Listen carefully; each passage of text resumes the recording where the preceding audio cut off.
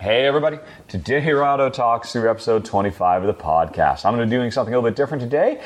Since Origins is coming up on, June 14th to the 18th in Columbus, Ohio, I figured I would spend the first half of this podcast doing a games of interest at the show for people who might be going. Of course, it's going to be applicable for everybody. Even if you're not going to be in Ohio this month, you'll probably be interested in all these games a little bit later on if you're anything like me. So, first half is going to be that, and then second half will be the Q&A with Jen. And next month, we'll get back to regular games of interest. I had a much shorter list than normal this month, and we'll also catch up with top 10s and all that. Right. Sound like a plan? Then hang on, everybody. We'll be right back.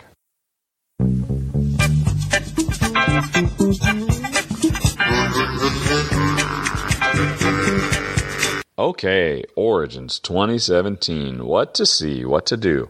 Well, I have no idea. I've never actually been there myself, but I have spent a little bit of time with the Origins 2017 geek list that is on Board Game Geek right now. There's a link for it in the notes of this, and it lists 163 games, new games, that will be available at the show. And they're broadly either games that you can buy or games that you can't buy but can demo.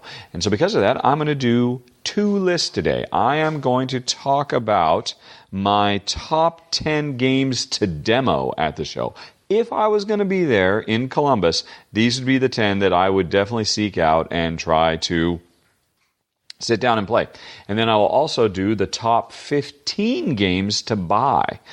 And let's see, what to start with. I'll start with the top 15.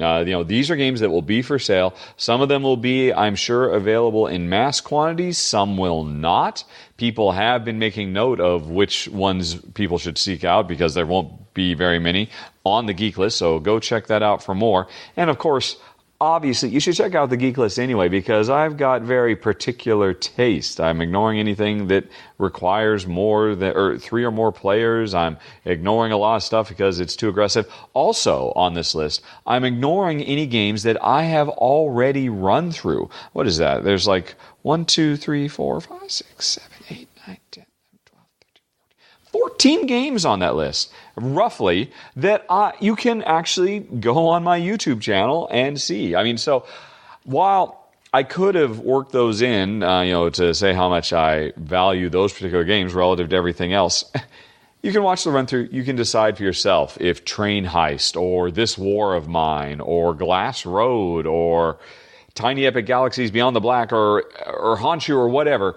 There's a bunch of games I've already run through. These are ones I haven't run through that I haven't actually played. And I'm just saying this is what I would seek out. Starting with number 15, a game called The Fox in the Forest. And there's going to be a lot of games here I don't really know much of anything about. In fact, this countdown, I think, if anything else, is probably reflective of the stuff at the top of the list. I'm really just kind of going on a hunch and a feeling, all the way down to number 1, which is get out of my way. I'm going to get that game. Nothing's going to stop me. So starting the list, The Fox in the Forest. It's from Foxtrot Games. And the reason I'm interested in it is because it promises to be a 2-player only trick-taking game.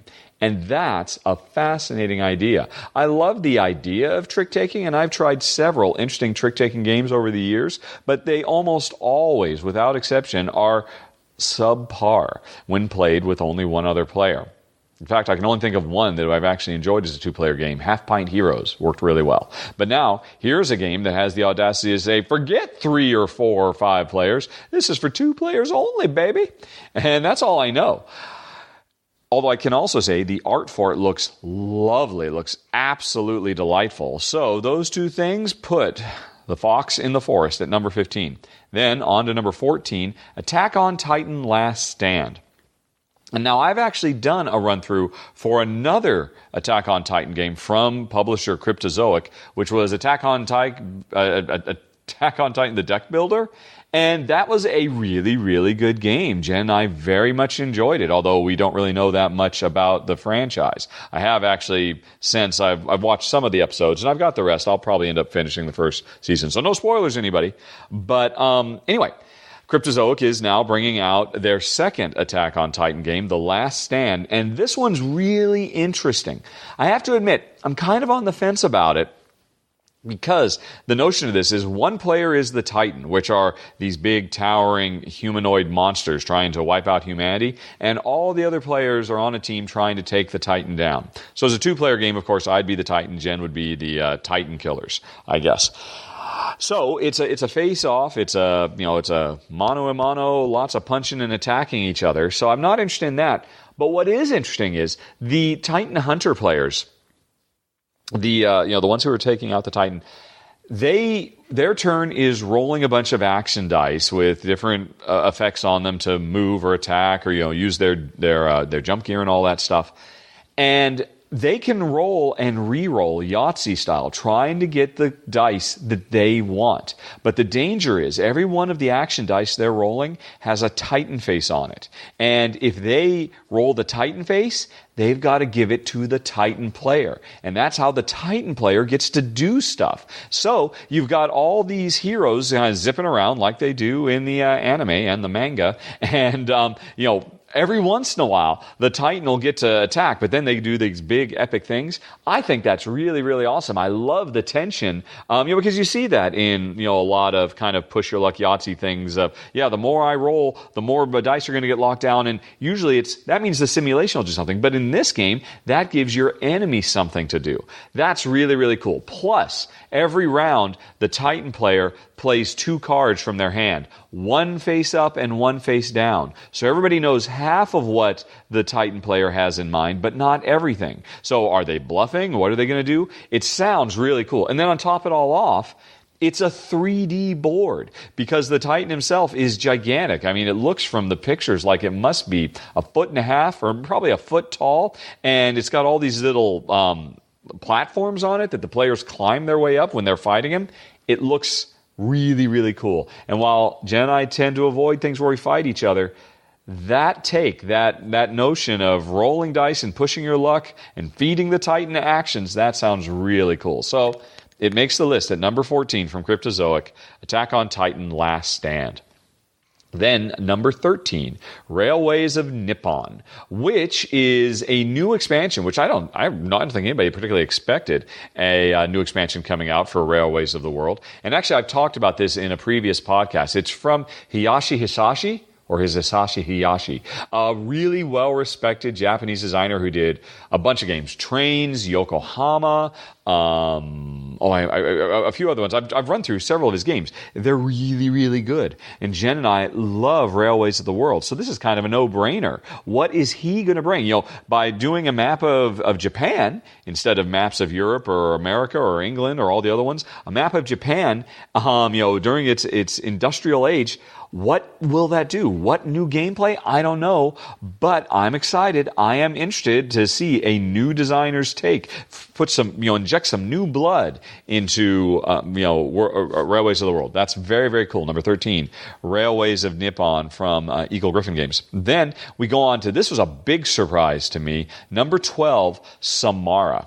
And actually, I do own Samara. I got it when it was on Kickstarter, and I haven't actually played it yet. It's so sad because I'm always having to play games that my voters choose and, the ones that publishers send me for review. So it's very rare that I actually get to play games that I actually buy for myself. So I've had it on the shelf for like 6 months, and I'm really intrigued by it. It's this very, very cool worker placement game that brings time into the mix. Not time travel, but rather that when you put your worker to work, you can, kind of like, Zolk in the Mayan calendar, you can define how long they're going to work on that job before you pull them back off the board with this very cool sliding board mechanism that I really like the look of.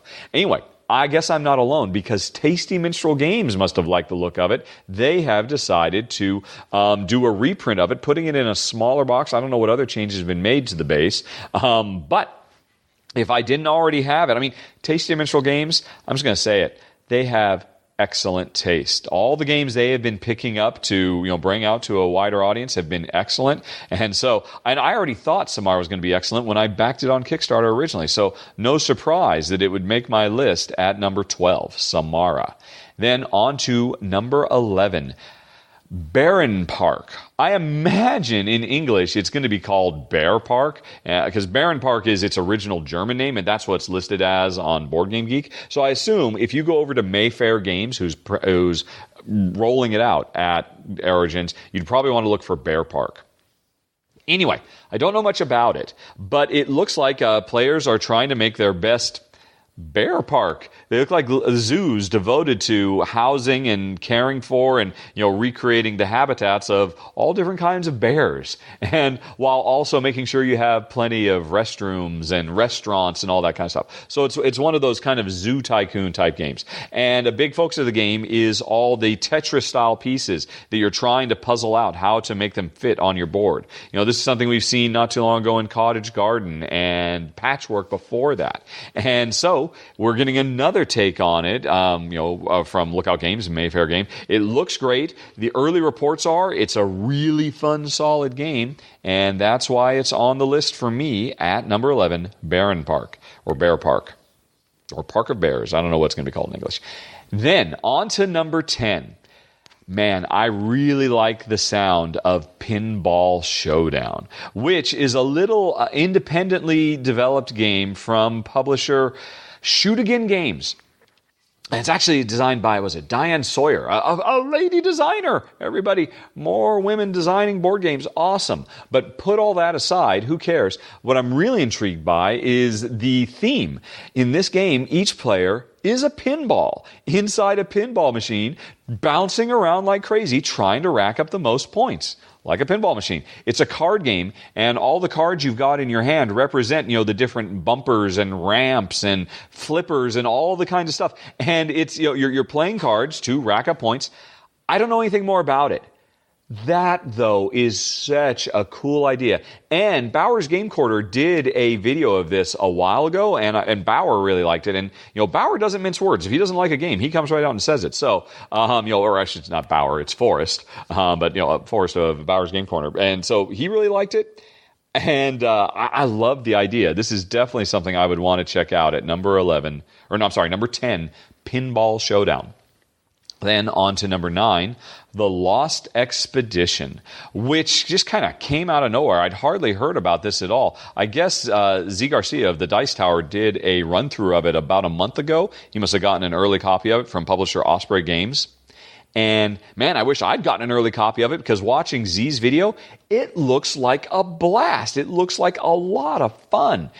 I guess it's predominantly designed as a solo game, although you can play cooperatively, which is, of course, how I'd want to play it. Kind of reminds me, not in terms of theme, it looks kind of like a very grounded, thematic Oniverse game.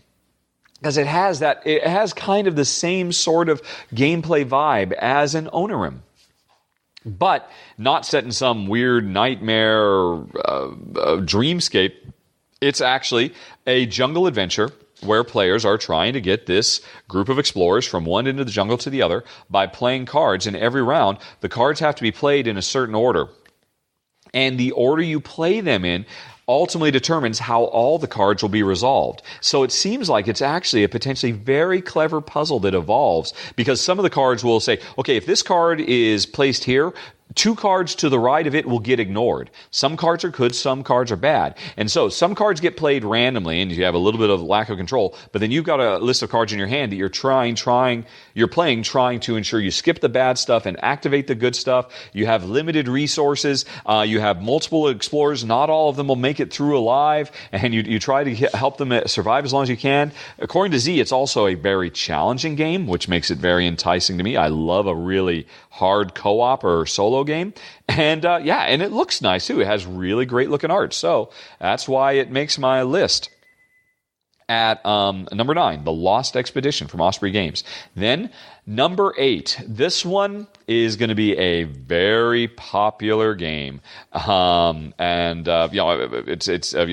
been the hotness for quite a while, from Plan B Games, Century Spice Road. And the interesting thing about this is, there's a few interesting things.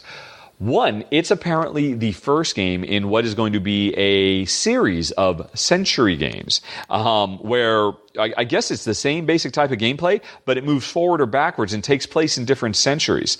So this one is set on, the Spice Road, but another one will be set, I don't know, in the American West, or, in the far-flung future, or in ancient Athens. I don't really know, but that's the intent. It's a series of games that are, I guess, kind of expand each other, but also work as standalone games in different eras. So that's cool. The other thing is, a lot of people are saying this is a splendor killer, that it's a really simple, fast, fun, gateway, light game with amazingly stellar components that pulls you in. The gameplay itself is kind of abstract, but really, really rock solid. So that's enticing. I have to admit, Jen and I, we tried Splendor. It didn't click with us. We thought it was too simple and too abstract. So I worried that we might run into the same problem with Century Spice Road. But man, there have been so many people raving about this already because it's been in the wild. I guess this is, I guess it's actually getting released in Europe this week literally today, right now. Because as I'm recording this, it's Friday the 2nd of June, and so the UK Gaming Expo is going, and I believe it's for sale there. Man, Plan B Games, why haven't you sent me a review copy? Well, I guess you haven't needed to because there's a huge amount of hotness around this game, which is why it makes my list at number 8, Century Spice Road. Then let's move on to number 7. Road Pit Crew, which I've been pretty stoked about this for quite a while. It's from the Engelsteins, who have, this family of designers who have put out some really excellent games. I've really loved the idea behind, all of Jeff Engelstein's games, and, he co-designs with his family members. The Space Cadets series, and, I forget the name of it, but before he did that, he did this kind of game that replicated StarCraft, but in board game form, and Fog of War. So he keeps making these games that I love the idea of. I read about the mechanisms, and they sound so amazing, so clever to me. But they are always games that seem to be focused predominantly on working well with higher player counts, or they're games that have a lot of player versus player. So I keep not getting to play his games, as disappointed as I am. I'm hoping Pit Crew is going to break that streak. I love the theme of it. It's, I guess it's around NASCAR racing, stock car racing, Formula One racing. I'm not quite sure but modern automobile racing. But it's not a race game because we don't play the driver in the car. We play the pit crew, who are frantically trying to get the tires changed, the engine tuned up. I'm not quite sure what all a pit crew does, in all honesty. I've seen them in Days of Thunder and stuff like that, but I really don't have a firm idea of what their responsibilities are, but I'll know after playing this game because it is a real-time team-based game where players are trying to run the fastest pit crew possible. And the main thing is, communication is absolutely key. So I do worry, though, that this is going to be another game where it's really going to be at its best when you're playing with a bunch of people. And if it's just my pit controlled entirely by me versus Jen's pit controlled entirely by her, maybe it won't be as compelling as with higher player counts. I don't know. But I want to believe. Jeff, give me a great 2-player game. I love all your ideas. I just don't get to play them. So fingers crossed for my number 7, Road Pit Crew from Stronghold Games. Oh, I'm sorry. No, it's not Road Pit Crew. It's just Pit Crew. Where'd I get that road from? Pit Crew from Stronghold Games.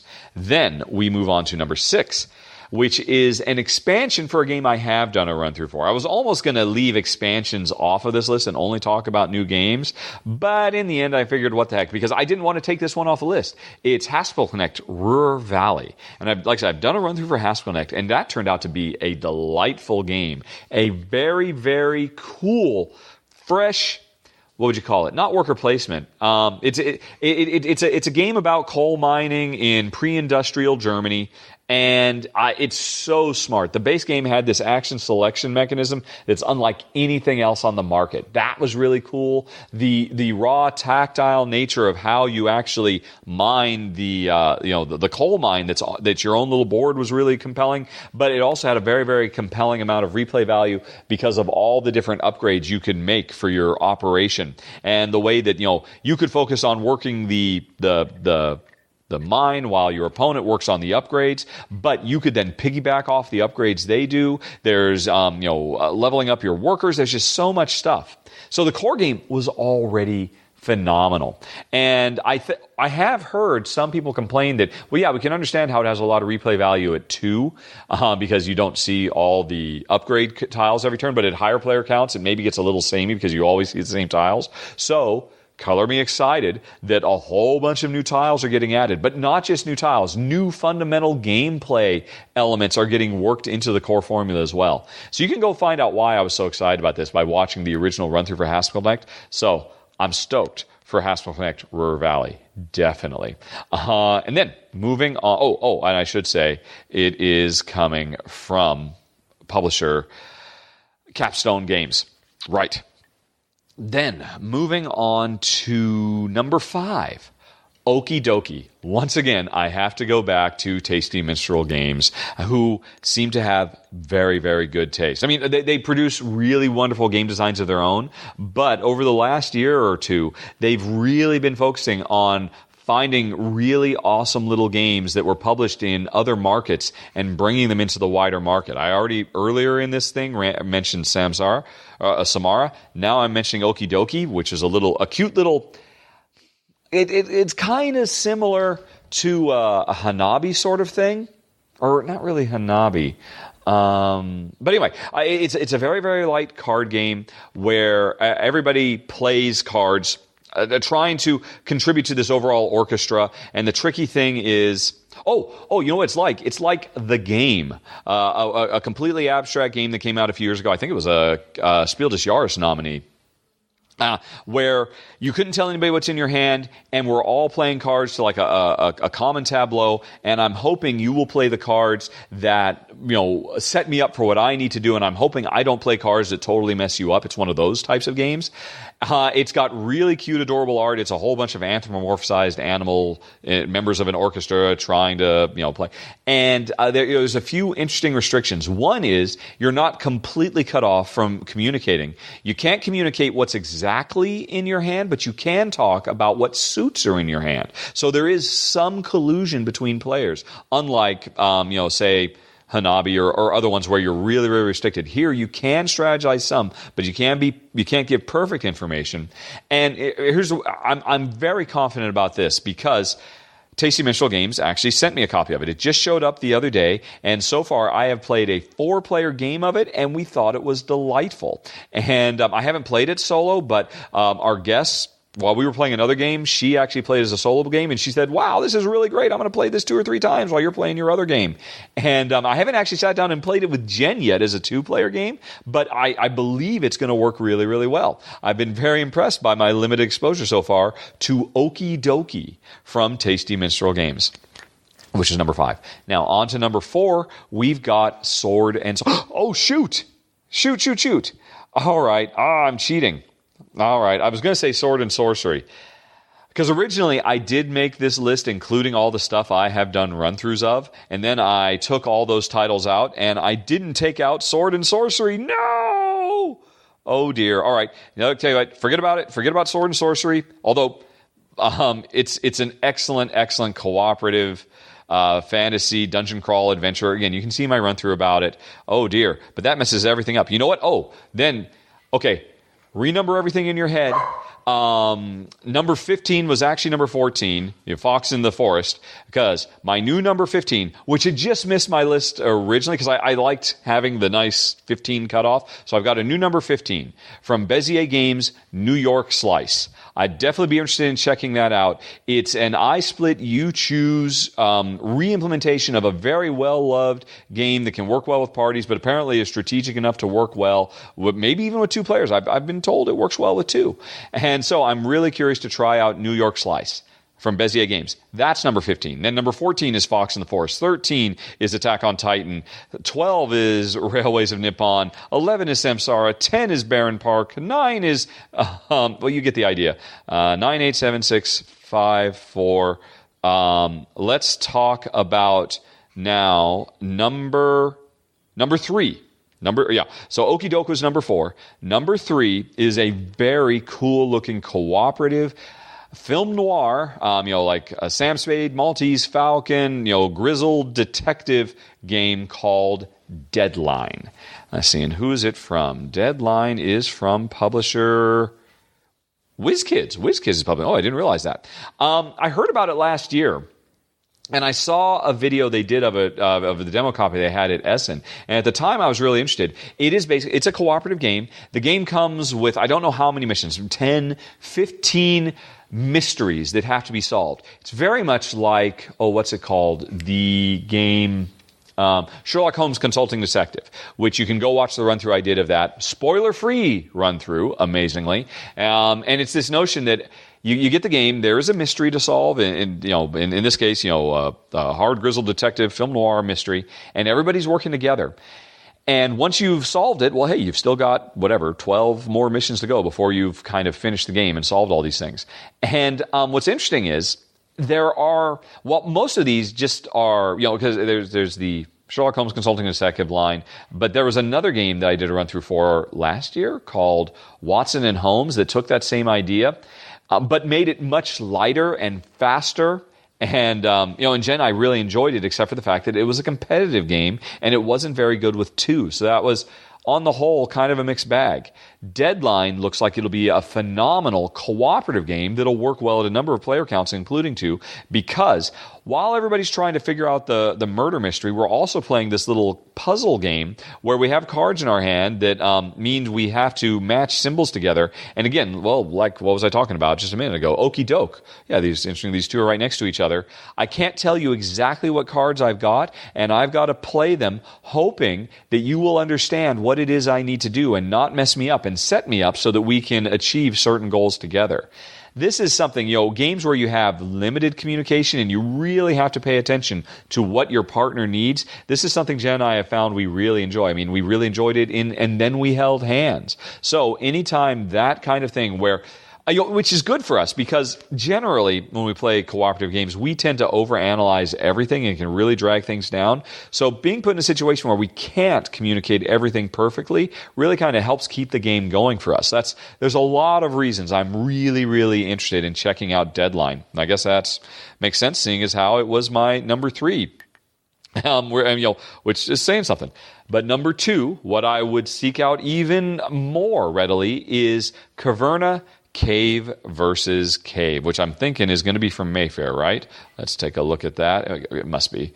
Yeah, from Mayfair Games. Second thing I mentioned from them. And they've got, there's so many games. Again, go check out the Geek List. Eric Martin, the head news honcho of Board Game Geek, does an amazing job of collating all this information. And bear in mind, this is a living document. I'm just looking at it on Friday, June 2nd. There's still a couple weeks until the show. More stuff is going to be added. Pretty soon this list is going to be out of date. So check it out. Subscribe to the Geek List so you can get more information. But anyway, sorry, that's totally as an aside. So my number 2 is Caverna Cave versus Cave, which is a 2-player only kind of distillation of the theme of Caverna, but giving it new and different gameplay. This is, I believe, the 3rd time the designer Uwe Rosenberg has done this. He made Agricola, All Creatures Big and Small, which was like a simplified, streamlined version of Agricola, and then he made Le Havre Inland Port, which is a simplified version of Le Havre. Those were both excellent titles, really good stuff. He did it kind of in reverse order when he did Patchwork, which was kind of a streamlined version of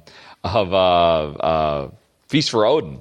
But anyway, he's doing it again. He's streamlining and simplifying and creating a 2-player only version of Caverna called Cave versus Cave, and that's good enough for me. I want to have it. Now, my understanding is this is one of those games that will be there in very limited quantities, so if you want it too, beat feet to get it. Although bear in mind, if you don't get it, don't worry. It's going to go into wider distribution within a month anyway. But I'm just rating it this high because I wants it, precious. I must has it. But not as much as number 1. The number 1 game I am super duper stoked for is from Renegade Game, and it is called Flatline, a Fuse Aftershock game. But I will from now on refer to it as just Flatline, because that's a bit of a mouthful. Flatline, a Fuse Aftershock game. It's basically a spiritual successor, a spiritual sequel to Fuse, which I have done a run-through for, and that is an awesome real-time cooperative dice drafting game that is absolutely amazing. Fuse is a very simple little 10-minute bundle of terror and pressure and tension and excitement, and we absolutely adore it. Flatline is taking the base gameplay of Fuse, but expanding it. Instead of a session being just one 10-minute game, my understanding is with Flatline, you actually play several shorter instance. I don't know if they're 1 minute long or 3 minutes long, but then so you have like these high impact, dice drafting and dice placement real-time sequences, but then everything slows down and goes to a slow version where you can catch your breath before you go to the next real-time thing. This is something that I have found works so phenomenally well, so amazingly well in Project Elite, and more recently in Kitchen Rush. I absolutely love this mix of fast time and slow time cooperative gaming. And Jen and I loved Fuse, so it's no wonder that Flatline makes my number one must-buy game at Origins 2017. Phew, okay, so that was 15 games to think about. Kind of 16 because I cheated a little bit and I messed up my list. And now, if you hold on a second, I'll be back in just a minute with 10 more games that you can't buy. But if I were you and you are there, I would strongly recommend you try playing. So hold on, we'll be right back.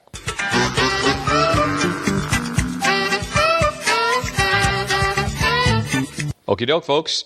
Let's continue now talking about the top 10 games to demo of Origins 2017, beginning with number 10 from Bezier Games, Whistlestop. And I haven't really looked at this too terribly much. I have to admit, I'm kind of on the fence about this a little bit.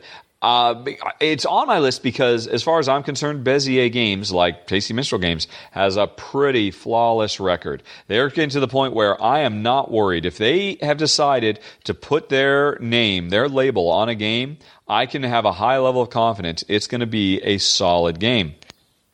But on the other hand, I'm a little bit nervous about this because it's a pick up and deliver game. And pick up and deliver is definitely not a gameplay mechanism that Jen and I find ourselves enjoying very much at all. But on the other hand, it's a Bezier game, a big box Bezier game. So I definitely want to try it. The designer of it put out another game a while ago called Veluspa, which I have done a run through for. And Jen and I thought that was a really brilliant puzzle of a game. We liked it quite a bit. So, based on the designer pedigree and the publisher pedigree, I'm willing to overlook my concern about the gameplay mechanism, and I would definitely want to sit down and play a demo game of Whistlestop. That's my number 10. But let's move on to number 9. I even more would like to try out a game I had never heard of before today. In fact, this only went on the Geek List about 2 hours ago. I only saw it because I happened to refresh. So unfortunately, sorry. What was it? Gardens of Mars, which was my number 10 originally, you got pushed into the number 11 spot by Unearth, which, like I said, I just heard about today because, like I said, this Geek List is getting updated all the time. Definitely subscribe to it, folks. It's a godsend.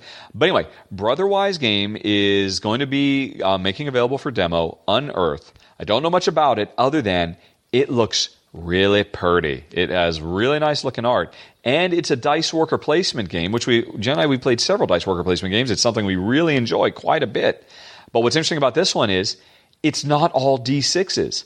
Every dice worker placement game out there, it's just all D6s, whether it's Kingsburg or Alien Frontiers or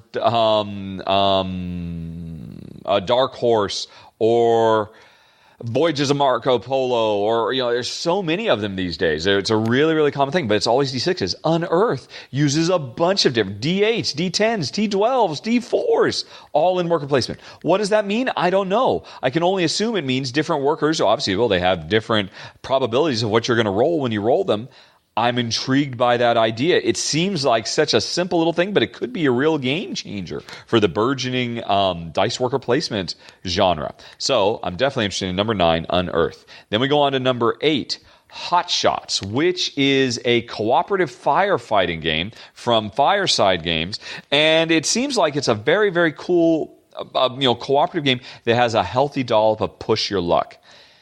And from what I've seen some videos of gameplay. It seems like it'd be pretty solid. It seems like it would work well with 2. I would like the theme. I like the presentation. I like cooperative stuff. I like fighting fires. So Hotshots seems like it could be a really good hit for me and Jen.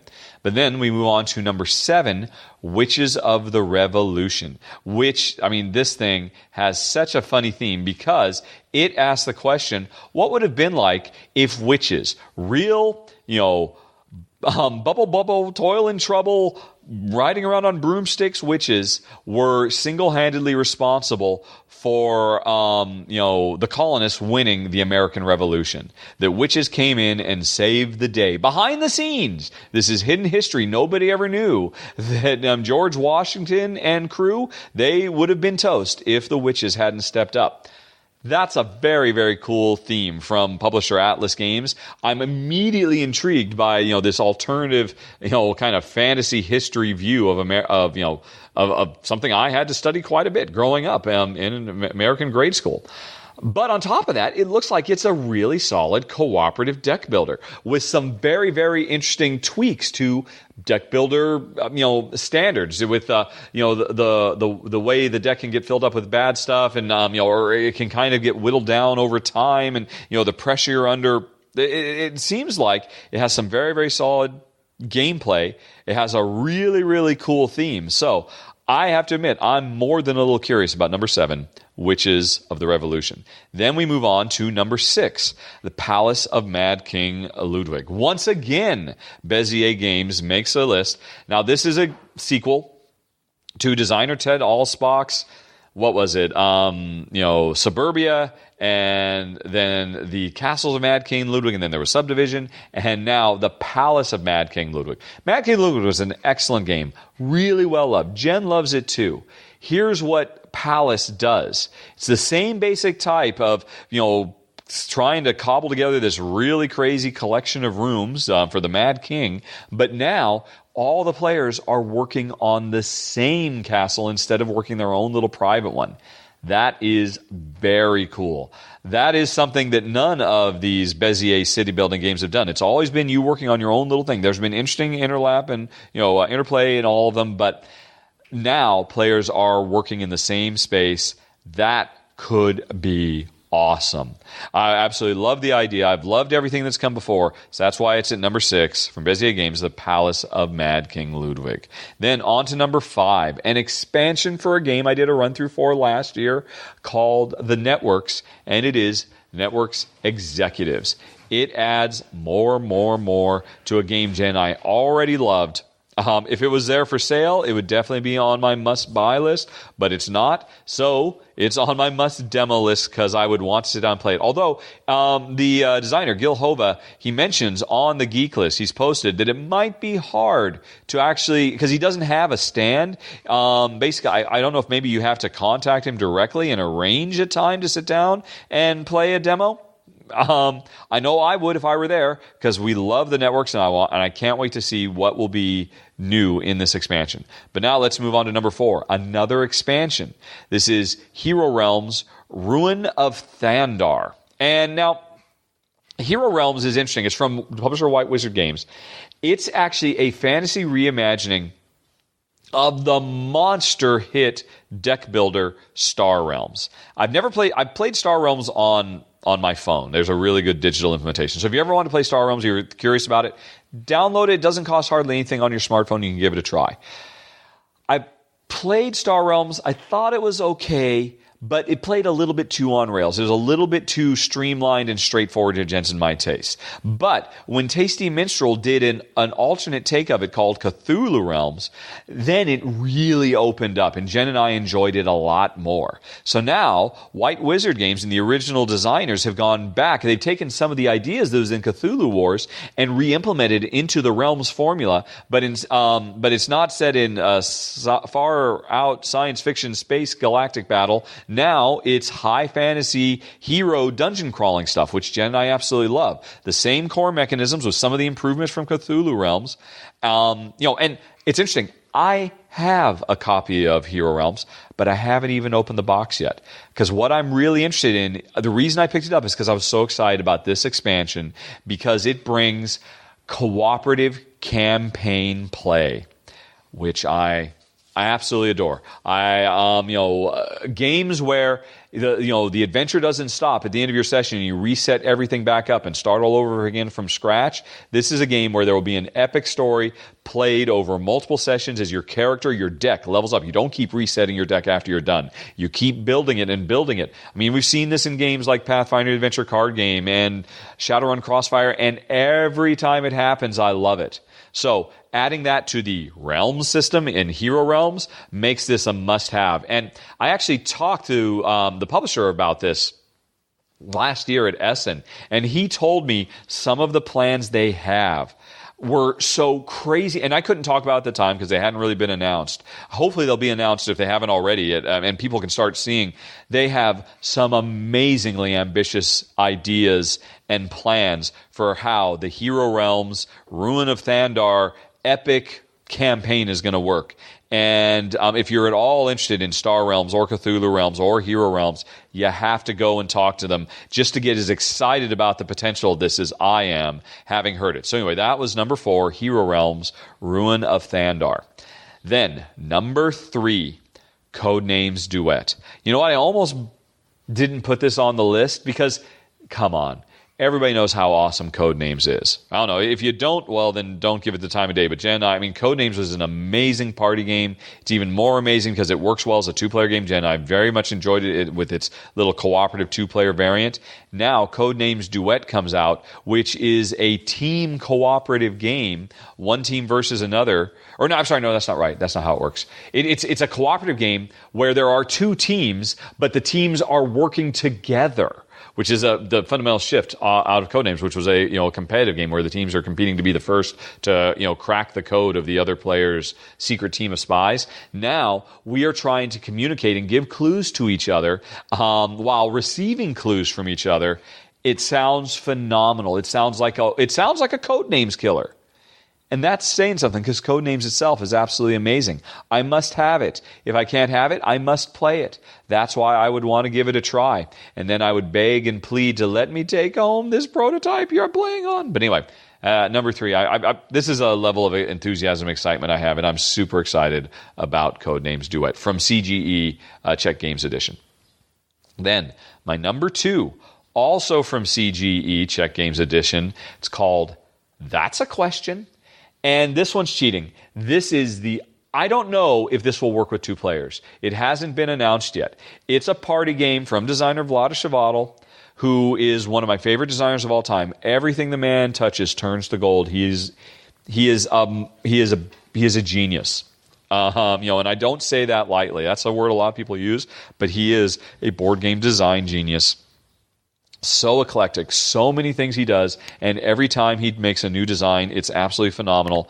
Codenames, I'm interested in. I don't know anything about this game, which again is called That's a Question. It's a party game. It's a question about. It's a game about players asking each other questions, and somehow that's been gamified. I would be surprised if it works well with 2 or if it even supports 2. I hope it does. I can't imagine it does because just 2 players asking questions of each other. You need to have a group of players. I don't care though. I want to experience it. I want to experience every game Vlada Chvátil has ever done. And I have 100% confidence that this is just going to blow the roof off. It's just going to be an amazing experience that just reinvents the party game experience. And people are like, oh my God, why hasn't this existed before? It's so amazing. That's why it's my number 2, because of the man himself, Vlada Chvátil, who is bringing us That's a Question. And then my number 1, back to games that I would want to play with Jen. This one, man, I cannot stress enough how incredibly excited I am for Ares Games, or from publisher Ares Games, The Hunt for the Ring. Here's the deal. This is set in. We're talking about the One Ring. We're talking about Tolkien, Middle Earth, Bilbo, the Fellowship trying to destroy the ring, the Nazgul trying to stop them, and this is a hidden movement game where the player controlling Bilbo is moving around in secret on the board, trying to avoid all the Nazgul, so he can make it out alive.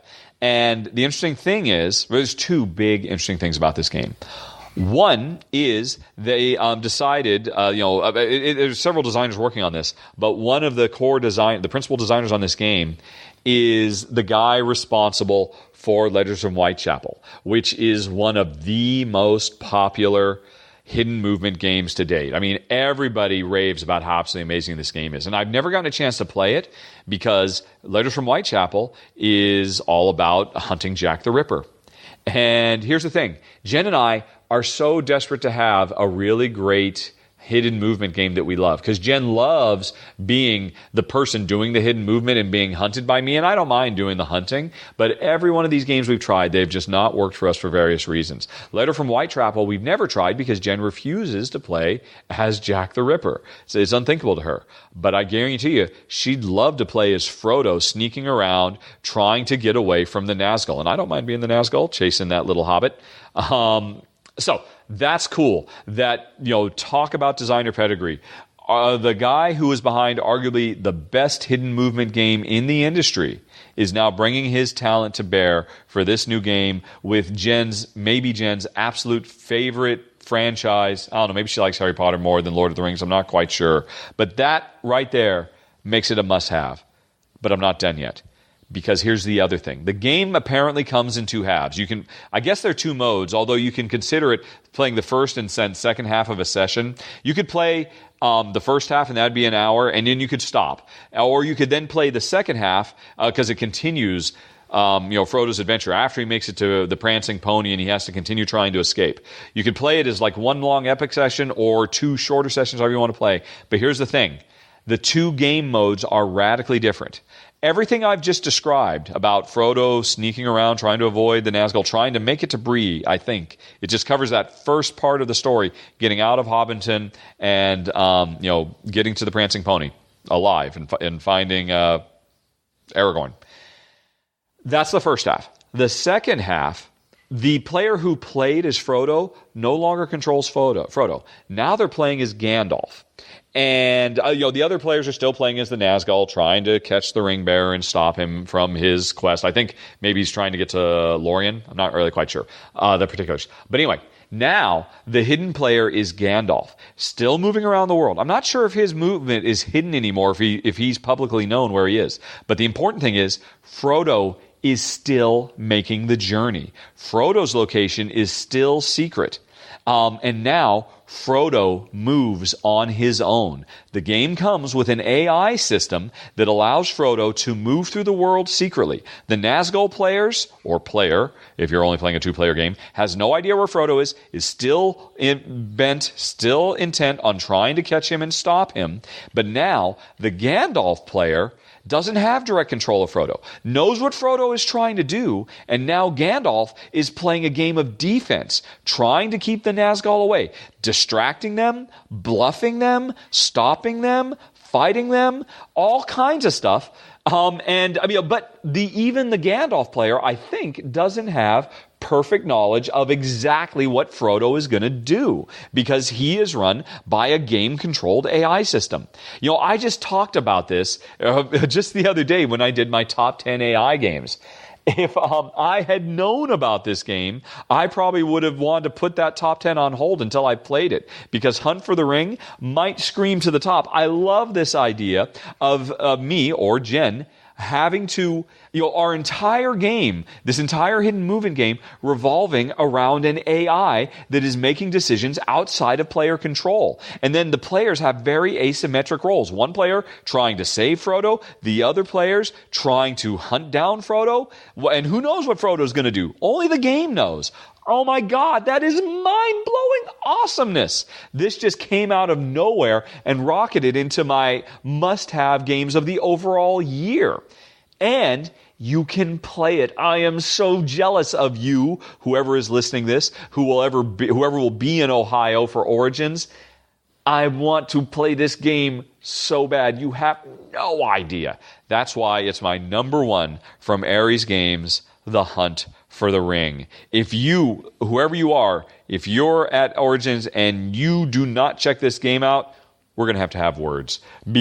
And that's it, folks. So, that was just spending a little bit of time talking about Origins and at the same time talking about some new games I hadn't mentioned before.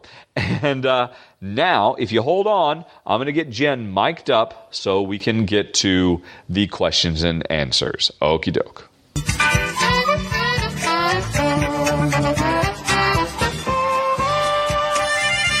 Okie dokie, everybody, and as always, it is now time for some questions and answers. Hi, Honey Pie. Hello, my love. Hello. Jen is in the process of painting her toenails. It smells horrible. It does smell pretty bad. I might pass out at any second. Hopefully we'll be able to muscle through. And, right, so let's just jump right into it with Andrew asking what games, because, of course, first we'll do the game-related stuff. After all that's over, we will then move on to the personal stuff. For people who don't care about the personal stuff, you'll be able to bow out then. So, with the game Q&A, Andrew wonders, what games did we most recently play that were not for Rahdo Runs Through? That would have to be Gloomhaven. And Gloomhaven. Yeah. Followed by Gloomhaven, and Gloomhaven. Yes. How many times did you say we played now? Ooh, at least 20, maybe 25. 30? I would have said somewhere in the mid-20s, yeah. 25. But we also played Roll for the Galaxy. That was really great. That's true. Yeah. That's true. There was no reason to play that. I was unsolicited on my part. I said, Honey Pie, let's play some Roll for the Galaxy. And you went, oh? What the? What is that? Yes. That's some ancient game from a bygone era? Mm-hmm. That didn't come out in the last 2 months. Or isn't about to come out? Does it even exist? Yep, so there you go, Andrew. And moving on. Jason says he's watching my top 10 elegant games video and how I'm talking about how heavy the game boxes are to hold up for extended length of time. So why not simply hold up the box lid? Jason, thank you for that suggestion. You were not the only one to make that suggestion, and I have now changed things up, as you will notice in my more recent top 10 videos. Oh, I thought that was your upper body exercise. Yep, that was all I got, and now it's gone. Oh, no. Yeah, I don't know why that never occurred to me. It was so obvious. Anyway, let's see. We have Jan again, asking some more questions. Mm-hmm. I was wondering if we've already considered opening run-throughs to subtitles in other languages. Have there been fans that have offered to do so? I am totally open to that. If anybody wants to do that, that's perfectly fine. Jan, if you would like to do some French ones, by all means. Actually, I think at this point, you don't even have to ask my permission.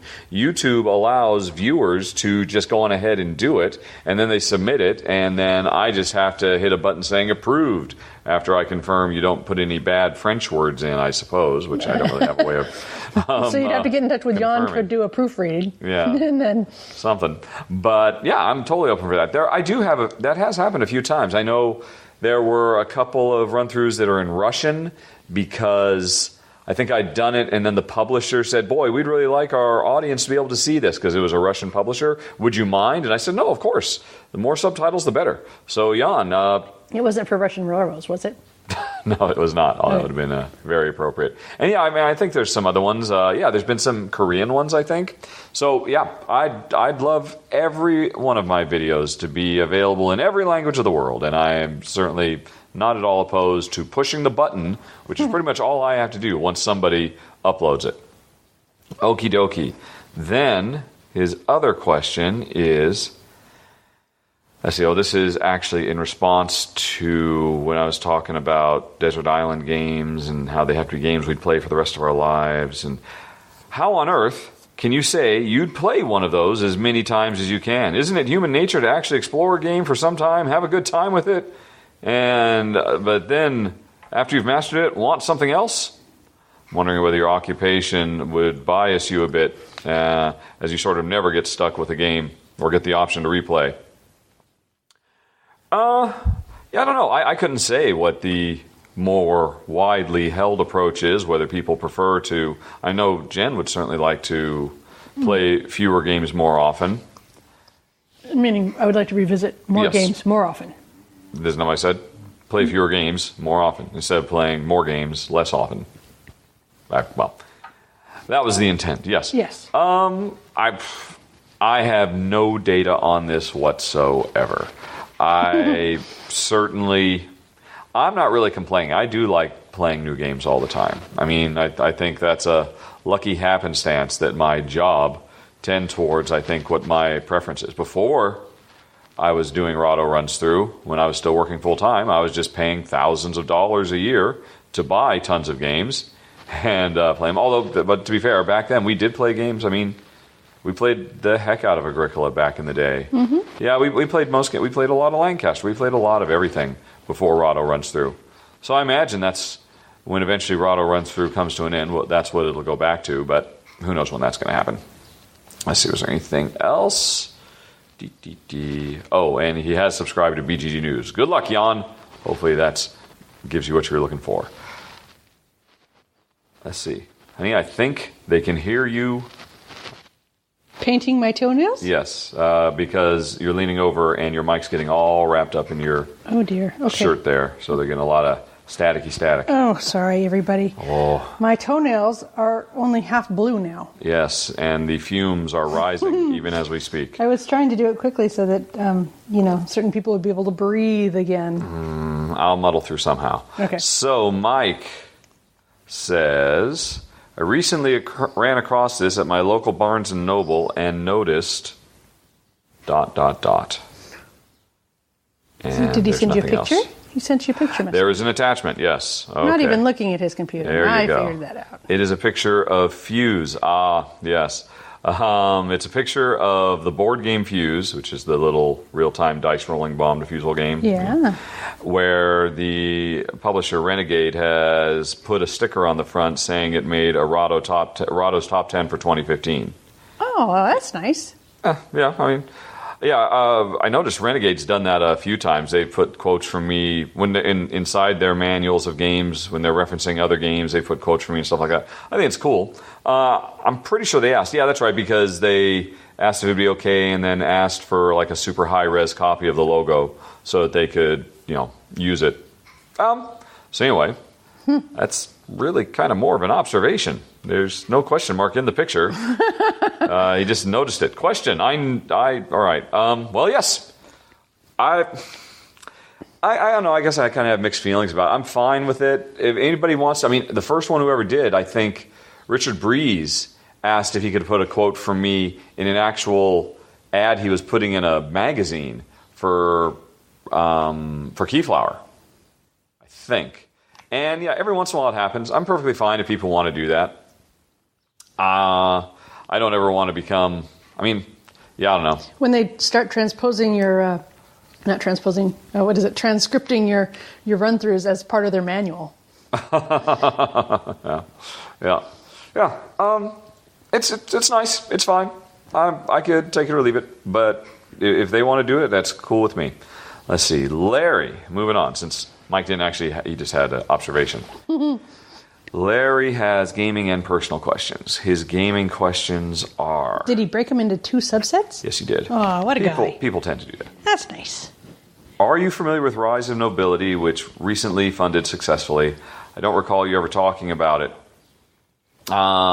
Yes, I am aware.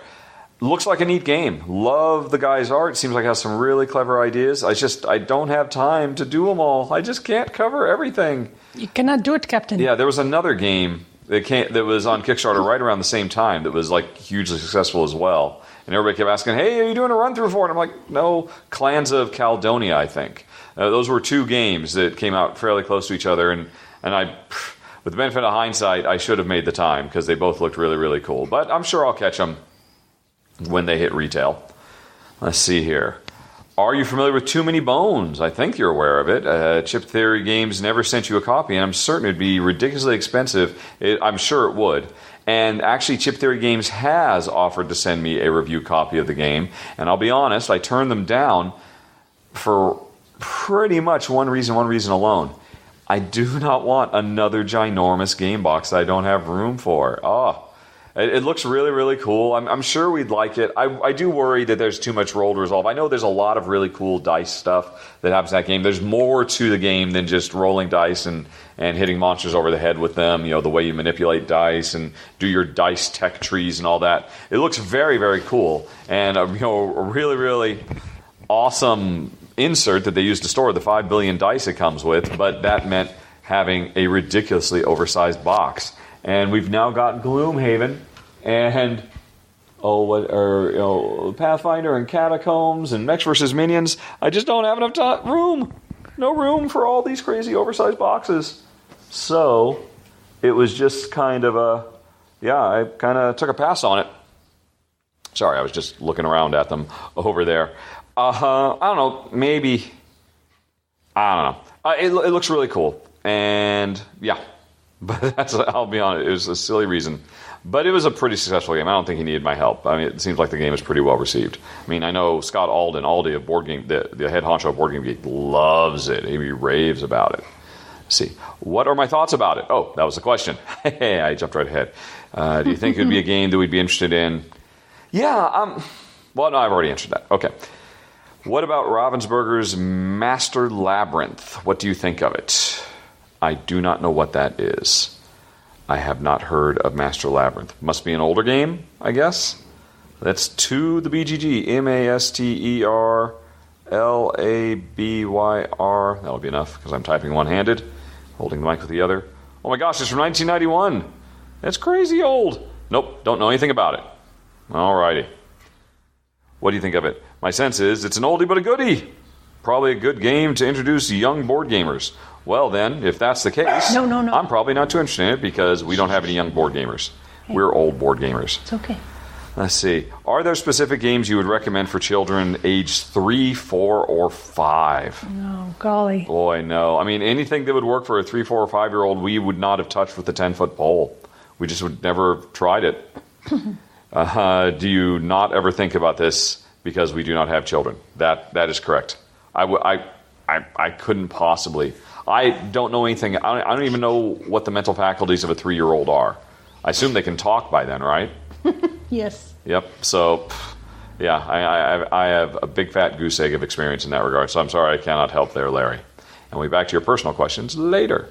Then Daniel, Honey Pie. Yes. Oh, Daisy's going crazy. Yeah, there's a truck just pulled up outside. A very dangerous-looking dump truck. It has water that's not fit for consumption. Yeah. In it. It's okay, Daisy. Let's see. Would you and Jen play a beat each other over the head game with Donald Trump? Can we beat Donald Trump over the head? I imagine that's the joke. If not, is there a person you would want to beat over the head in a conflict board game? No, I can't really say. It's...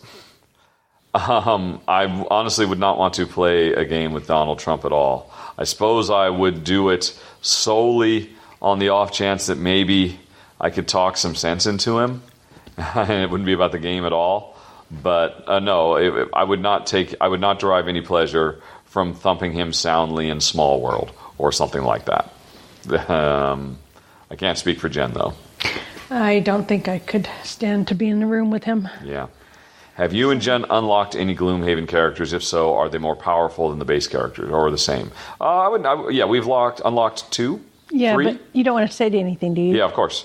Okay. But, I mean, I wouldn't say... No, I mean, they're comparably powerful. I mean, all the classes are balanced so that a level 3 of this class is roughly as powerful as a level 3 of that class or the other class because of the auto-scaling, the way the leveling of the game works. So, yeah, we've unlocked a few now. They're very cool. Yeah. But I wouldn't even say they're cooler. I mean, even the base 6 starting characters are just amazingly cool. Everybody complains how lousy the Brute is. I actually played a game with the Brute the other day. It's a level 1 Brute. And he was amazing, too. Everything. The game just keeps on giving. I actually retired a character. Yes. After Jen swore. swearing and cursing that I would have to. I actually wanted to. Yeah, she went kicking and screaming into that good night. But she wasn't going to because, she finally got Fiddle, the Tinkerer, to level 9. It's like, oh yeah, I'm going to be super powerful now. I got my new level 9 cards. Let's go. And then as we're setting up the level and I'm choosing my battle goal, and she said, what about my battle goal? And I'm like, well, you don't have any more checks to unlock, Honey Pie. You don't need a battle goal. Like, oh. Yeah, and furthermore, you don't need any experience, and I guess you can get some loot to buy something in town, but, what's the point of that? Daisy. All right. Tell you what, folks, we're going to be right back because Daisy is not going to let that truck go. Hold on.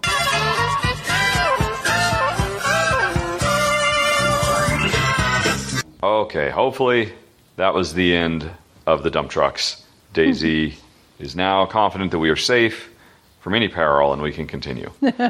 So it was Daniel. You're talking about Gloomhaven. Yeah, they're all well designed. They're all. It's stunning to me how just much variety there is just in what these characters do. I mean, the game is just incredible. Yep. Let's see here.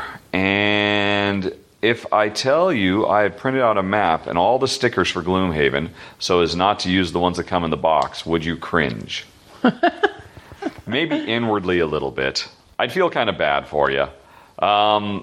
You know what's best for you. You do you, Daniel. But I think you're missing out. I think the game is so much more satisfying when the changes we make are real and permanent and they cannot be undone.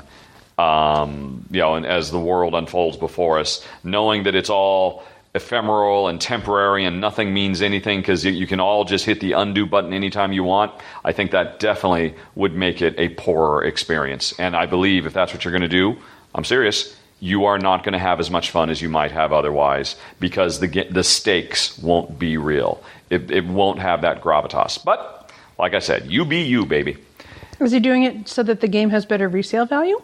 In case he doesn't enjoy it? I guess I can understand that argument, but you know what? You'll know whether you enjoy it after the first game. You don't have to put stickers on right away. You can play it. I mean, we made that choice because you hadn't played it.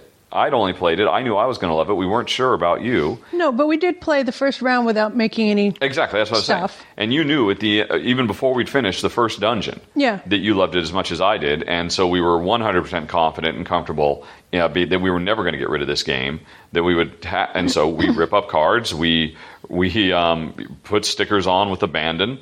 Nothing more satisfying than putting stickers on, like your favorite card, the one you use all the time, and then suddenly you get buffed up.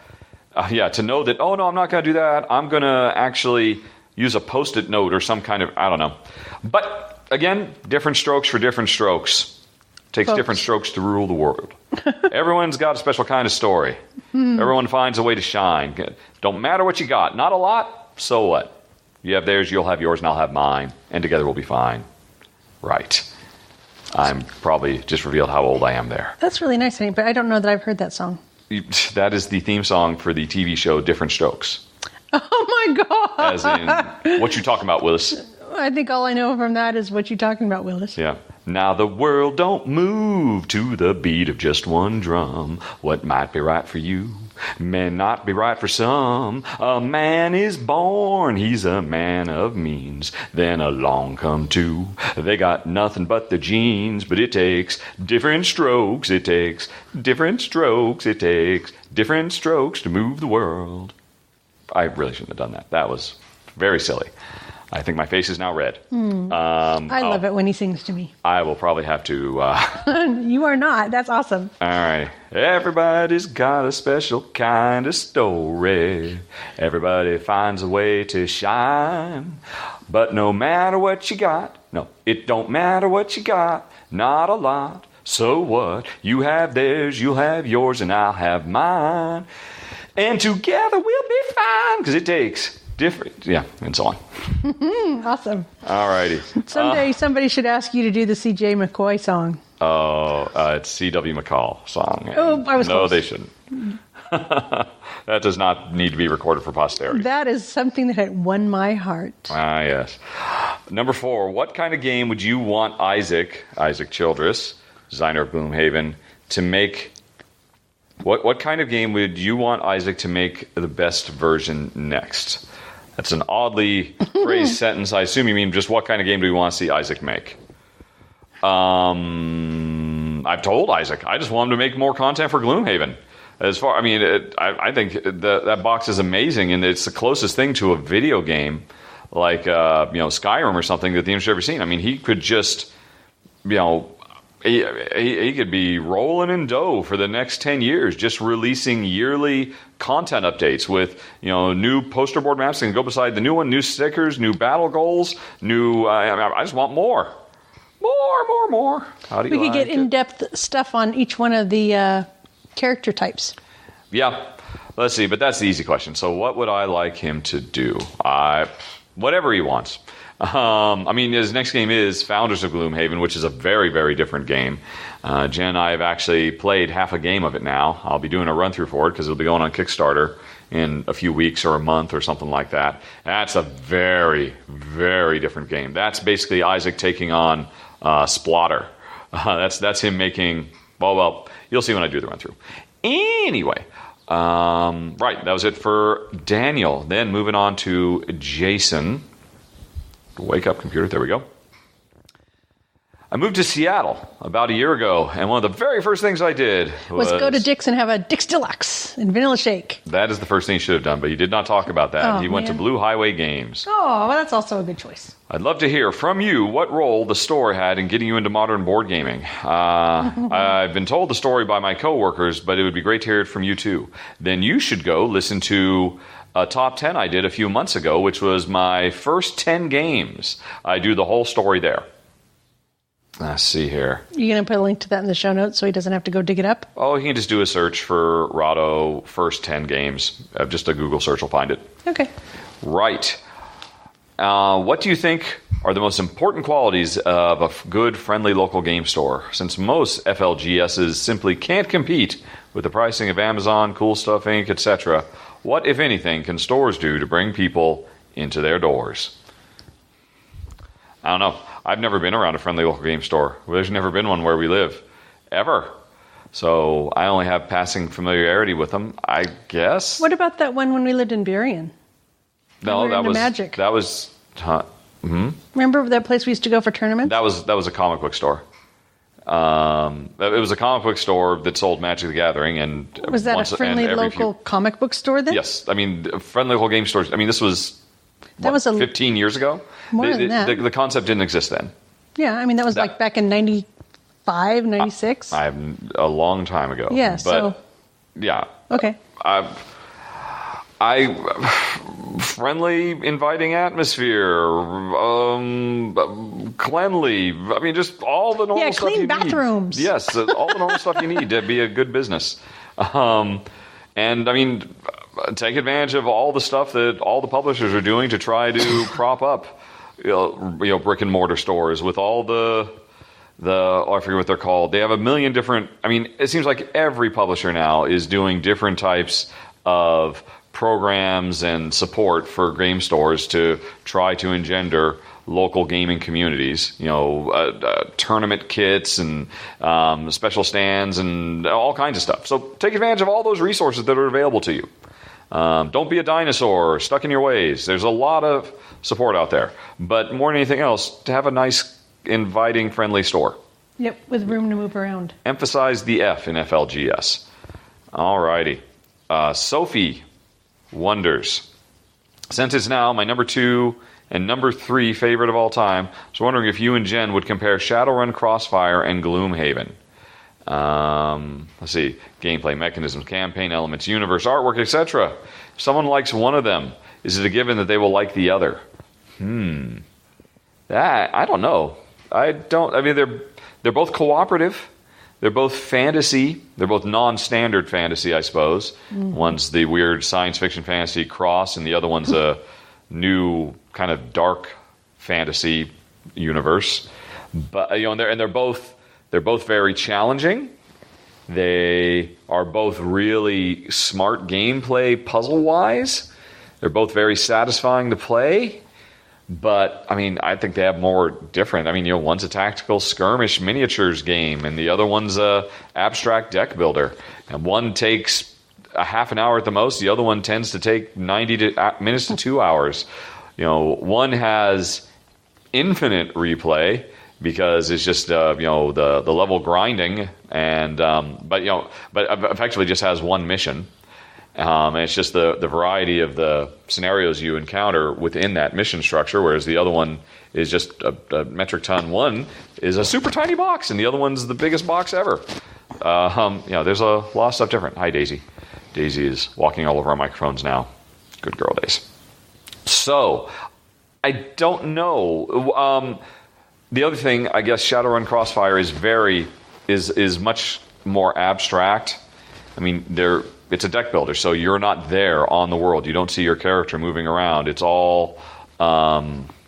So, no, I would not say... They're both phenomenal games. I think they're both great. They both have really good long-term campaign replayability. One's a lot cheaper than the other, although that one is also much more harder to find. Yeah, I don't know. But yeah, I mean, other than the fact that they're cooperative, they have this kind of permanence to their campaign character leveling up.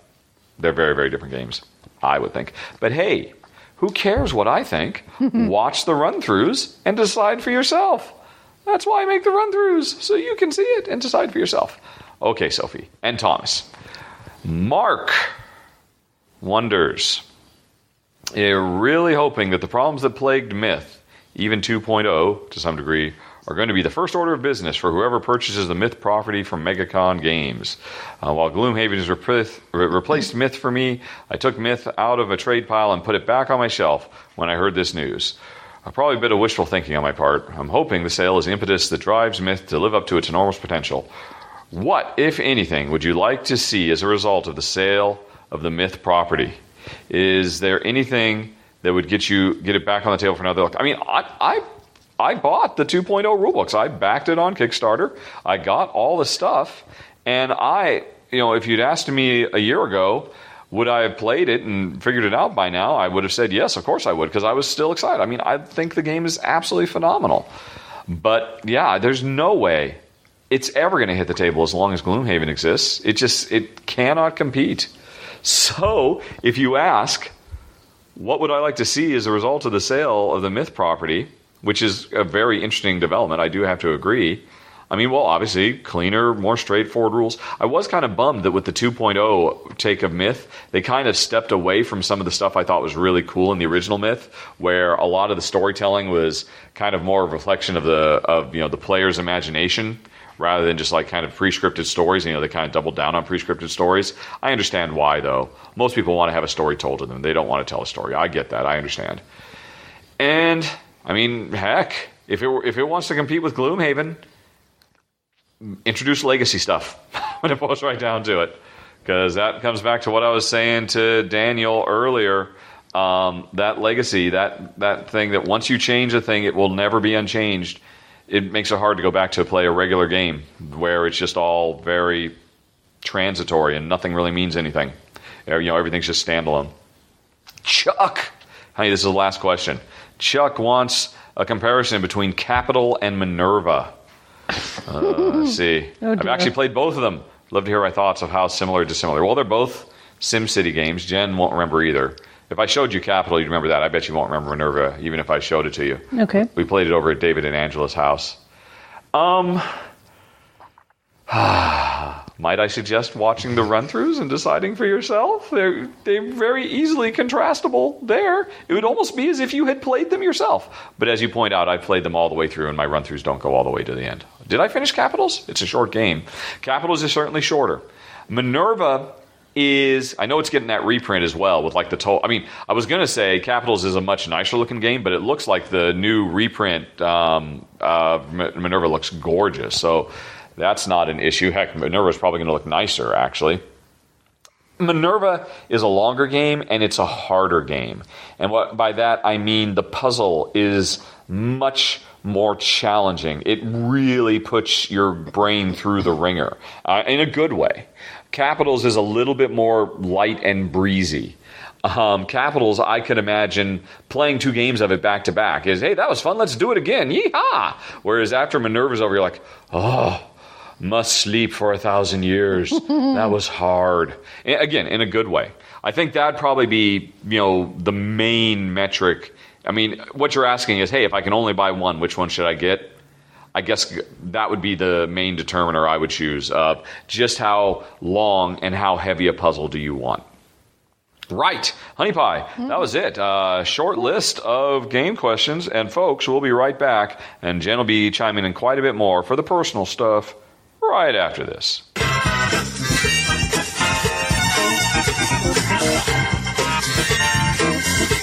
Okay, folks, the finish line is in sight. We just got to get through these last few questions. Let's hit it, Honey Pie. Starting with a question from Jose. Okay, Man, Jose. I almost feel like I should end on this because Jose, he is not messing around. Are you ready, Honey Pie? Sure. Jose wants to know, what are our views, yours and mine, about God and the afterlife? Oh, my goodness. Wow. Well, we could probably do a whole podcast on that. I mean, golly. Well, this is the personal section. I don't think it's any particular secret that I am a very diehard and avowed atheist. I have been ever since I was a little kid. I decided that for myself very, very early on, that it was all a bunch of man-made. It was a man-made support network. And if for people who need it in their lives, that's great. I'm glad they take comfort from it. I don't need it as long as it doesn't contribute to bad stuff in the world, or at the very least is a net positive, fine. That's pretty much the beginning and ending of the decision for me. And Daisy is walking all over Jen, hitting the mic. Sorry, I just was pushing her away. Yep, apparently Daisy would like to give her thoughts on God and the afterlife. So, regarding the afterlife, Zed's dead, baby. It's, once we're in the ground, that's it. So, enjoy it while you got it. That's my attitude, and it informs my life decisions as well. Would you have anything you'd like to add to that, Honey Pie? I have lots of thoughts about that, but I don't know that everybody wants to hear that. Okay. I'm sure some people do. Daisy, you have to leave the microphone alone. Jen is literally holding her at arm's length. And she is... You push me away, I will come at you harder. I must get back. Did I hear you say come at me, bro? Because I'm coming at you. I want that little black lapel mic. I must have it. It looks so delicious. It's tasty. Well, it probably didn't help that I just had a piece of chocolate because now I see. Yeah, she's just trying to get past the mic to get to your mouth to pull the whatever morsels there are of chocolate out of your mouth. Yeah, that's not happening. So you have nothing to say, Honey Pie? I could say the Cliff Notes. A couple of things. All right. I read a very interesting book recently, and what it talked about was essentially what would happen if, say, there was a divine being, and divinity got bored. And because, if you know everything and you've done everything and you can control everything, well, that's pretty boring. So what if actually all of life is divinity, whatever you want to call that, having a human experience or having a life experience, because without conflict there is no peace. Without evil there is no good. Without things that are in contrast. And so what if actually every bit of energy that's on the earth right now is actually a bit of divinity experiencing contrasts? And I thought that was very interesting, because that actually answers a lot of these questions like, why are there bad people in the world? Why would God allow Hitler to exist? And things like that. Well, because you have to have contrasts. You cannot know the sweetness until you know the sour. And so I try and keep that idea in mind when I get frustrated with something that I don't think should be happening out there. That perhaps this is just, we're all in a God simulation, or the Matrix, or whatever. The programmer is having us run through experiences to compare and contrast. And so I think that gives me some peace. I don't think that there is necessarily somebody who is actually controlling us, or who cares particularly what happens to me, good or bad. But I think perhaps there's some programming that could be going on that is being allowed to run its course. I think that could be as good an explanation as any. As far as an afterlife, if we are little bits of divinity living out a human experience, then I would expect that we would go back to the divinity, become part of the whole again, after we're done with our experience here, and rejoin the collective, if you will. And, that's another good thing. If we are all part of one big something, then we really ought to treat every other living being as a brother or a sister or just part of ourselves. And treat those people as if they were ourselves. How would we want to be treated? That's how we should treat them, because they are ourselves. We're just, two different specks of the same thing going about in existence. Does that mean you're ready to go vegan? No, I haven't quite made it that far yet. I'm certainly hoping that is not in our future. Well, okay, Jose. Hopefully that was some food for thought. And meanwhile, Daisy is now trying to get to the dump truck again. Okey doke. Honey Pie. Yeah. We're back to Larry, who wants to offer a happy belated 26th anniversary. Aw, thank you. And wonders, did we do anything special to celebrate? Oh, you know what? We quite often don't do anything on any particular day because I'm partially resistant to being manipulated. Even when it's our own day. I just don't like being told on Valentine's Day or Christmas or whatever that I have to do something because it's societally prescribed. And that kind of includes having to do something specifically on a birthday or specifically on an anniversary. I think what we do is when we do something really cool or we plan for something really cool, we'll say, well, that will be our present to each other for our anniversary or our birthday or whatever it is. And that way we don't have to be locked into some rather rigid scheme. We're still acknowledging the event, but we're doing it in a way that works for us. Okie dokie. So no, we didn't do anything specifically on our anniversary. I guess that it leads into his follow-up. Do the two of you go out often for dinner, or are you homebodies? We do not go out often for dinner, mainly because I like to cook and I also like to know what I'm eating, which I can control, of course, when I'm cooking. But I do enjoy going out and having a nice meal every so often. I wouldn't say we're fancy food people. We're happy if we spend, 10 to 15 on a meal each, kind of a thing. I think if we spent a lot more than that, we'd probably need something really spectacular to make us feel it was worth the expenditure. Mm-hmm. I am definitely a homebody. I will begrudgingly go out to dinner, but to me, it's a real pain in the tuchus. Having to wait forever to place the order, and then wait forever for the food, and then wait forever for the worst wait, for the bill. Let me out of here. I'm only here to eat the morsels of things you're giving me, and I'd like to go now, please. It's just a pain.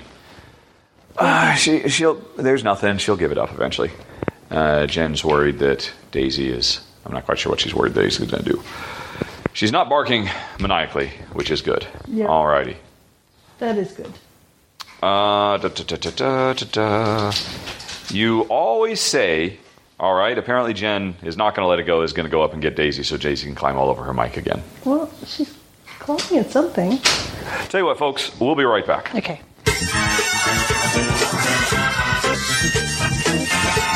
Okie doke. The lizard has been dealt with. Apparently there was a little tiny lizard and Daisy could not let it go. She really has it in for lizards. She does not treat all of her fellow creatures as brothers and sisters, most certainly. Mm. Anyway, continuing with Larry's questions, Larry says, you always say you have the worst memory, and yet you can remember specific board games and their mechanisms from many years past. That is not true. How is that? It is not that. I can barely remember mechanisms from games I played a month ago. I'm right there with you, Larry. I do not have any sort of memory along those lines at all. I watch my own videos at 3x speed to remind myself how games play. I have to hit the rules the next day to remind myself. I have a very, very poor memory for these things, in fact. And in fact, I will forget a mechanism in the middle of a run-through. Sometimes I will take the time to actually look it up right then, but I don't really want to do editing, so I tend not to do that. Sometimes I fly by the seat of my pants. My memory for these sorts of things is horrible. What other YouTube gaming channels do you religiously listen to? Oh man, a lot. Too many to count. Actually, a few months ago, somewhere on Board Game Geek, I did a countdown of my most, and that already, just a few months old, is way out of date because I'm adding and dropping stations all the time. Too many to list. If you want to start a thread on my guild.rahdo.com about it, and I'll post there. That's just way too deep for this off-the-cuff sort of business. Both of us, what other podcasts, gaming or non-gaming, do we regularly listen to? I listen to the Dice Tower podcast, the Weekly Alaboom, and Cracked, and that's it. Jen listens to... I listen to the Freakonomics and Tim Ferriss. Okay. It's just the Tim Ferriss show. It doesn't have a... Mm-hmm. All right. And it's Feris? I think it's RRS. All right. There you go. What other podcasts? Who walks the dogs? Who let the dogs out? Do you frequent dog parks, or do you walk them near your place? Yeah, I always walk them. Sometimes the husband joins us, and actually I wouldn't say sometimes, frequently. And we just usually walk near our house because we have we live in a beautiful place and a very nice walk actually either way we go out of our house is nice. I don't think there are any dog parks as you would know them anywhere in the entire country of Malta. I think there is one at Taali. Are you talking about that one we've gone to? I mean, because I wouldn't call that a dog park. That's just a vacant lot that a dog club occupies once a month. Yeah, actually, that is... I think people would... No. There is a dog park at Taali that is a fenced-in area specifically for people to take the dogs to exercise in. It's available all the time? Mm-hmm. All right. Yep, it's a public thing. Well, that is very far from us. Yep, that is on the... Actually, not too far from when we lived in Mdina, actually, but very far from here. So, no, we don't go to the dog park. Yep. Jen, I recently saw the video that Richard recorded from a couple of years ago of you fusing glass. I found it fascinating. Oh. Do you make how do you make bigger glass pieces? Do you ever sketch out what you plan to do, or do you improvise? Do you ever create molds as a sculptor would before making the glass piece? Are you so good now that you rarely fail while making a piece? Or if something goes wrong, can you easily correct it on the fly? Okay, we are talking about fusing, right? Not lamp working. I'm going to assume it's fusing. I would be willing to bet Larry doesn't know the difference. Well, he saw you doing lamp working. We have never made You've never made one of the fusing, right? No, I wasn't filming back when we were in England, so no. Okay, so he's talking about lamp working. Yes. Okay, because that's two different processes. I actually do fusing, which is using a big kiln to fuse pieces of glass together into various things, in my studio in England, and I go back once a year and do that. And what I do here in Malta... Twice a year this year. Not really. No, just August. Okay. Yeah. But what I do here is called lamp working, and that's actually working with the glass directly in a flame that is powered by propane and oxygen. So it gets quite hot. I think it gets up to about 3,000 degrees Fahrenheit, somewhere in there, while I'm working. So you're going to have to ask me all those questions again. Sorry. No, yes, you have to have remembered them all. Oh, dear. To prove your memory. Okay. Unless you would also like to cop to a poor memory, as I just have done. Where was it? I have a pretty good one, but you gave me a lot of questions. Right. So he found your... he said fusing glass, but he meant lampwork glass. How do you make bigger glass pieces? You don't. Pretty much what you saw in that video is about as big as they get, right? I can make them a little bit bigger, but the problem with working with glass in a flame, and especially with the glass that I use, is you have to keep everything in the same relative temperature range within a couple hundred degrees.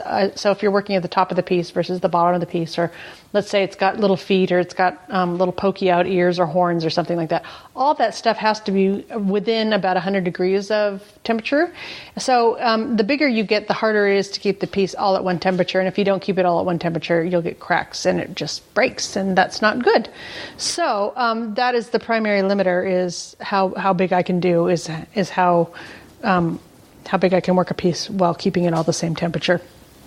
So I would say the maximum size I can make is maybe 2 inches, and that's got to be a simple piece that doesn't have a lot of bumps or feet or nostrils or whatever on it. And to go any bigger than that, you would have to go back to England and not work with an open flame, but instead fuse it in the big old kiln. Yeah, and that's good for stuff like making windowsill sculptures or bowls or jewelry that, is more of a production way of making rather than a one, because everything I make in the flame requires 100% of my attention the entire time it's being made, whereas when I'm working with kiln form glass or fused glass, I make the stuff, I put it on a kiln shelf, I put the kiln shelf in the kiln heats up and melts it all flat.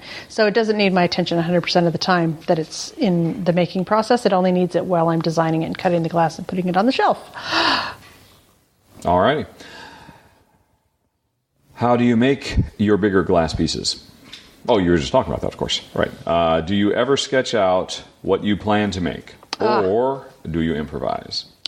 The vast majority of the time, I'm a kinetic maker. So, to me, I can't... Is that a technical term? I don't know. I've never actually heard it applied to anybody. But did you just make it up yourself? And I've always thought of myself as a kinetic maker. Even when I'm doing fused glass, I very rarely sketch things out. Isn't kinetic just the measure of physical force applied? No, to me it's making and moving. Okay.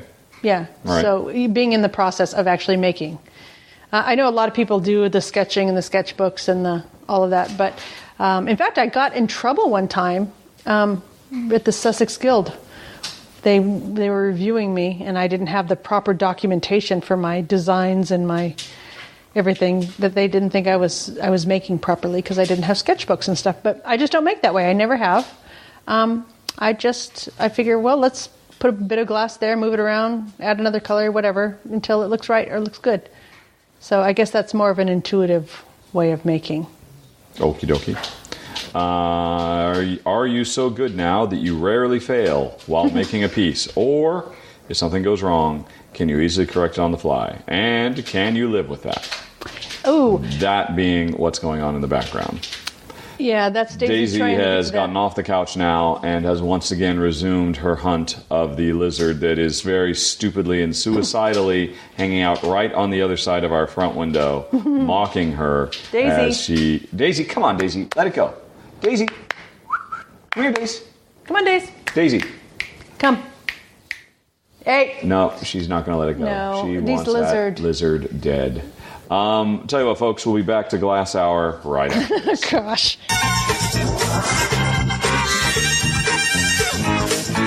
Okay. Jen now has Daisy by the leash, because Daisy would still happily run over and paw at the window. But the lizard lives another day. And Honey Pie, I believe the question we were at was, are you perfect? No. Are you flawless? I am definitely not flawless and definitely not perfect. No, I do still mess up. I still make multiples to make sure I'm going to be happy with the piece that the person is actually going to get. And I'm okay with that. Yeah, I would rather make until I'm personally satisfied than to send out something I'm not happy with. Okie dokie. Okay.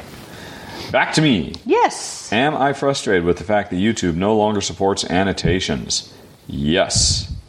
I was very unhappy with that. I mean, it's fine. The subtitle solution arguably is better because subtitles are viewable on every YouTube platform.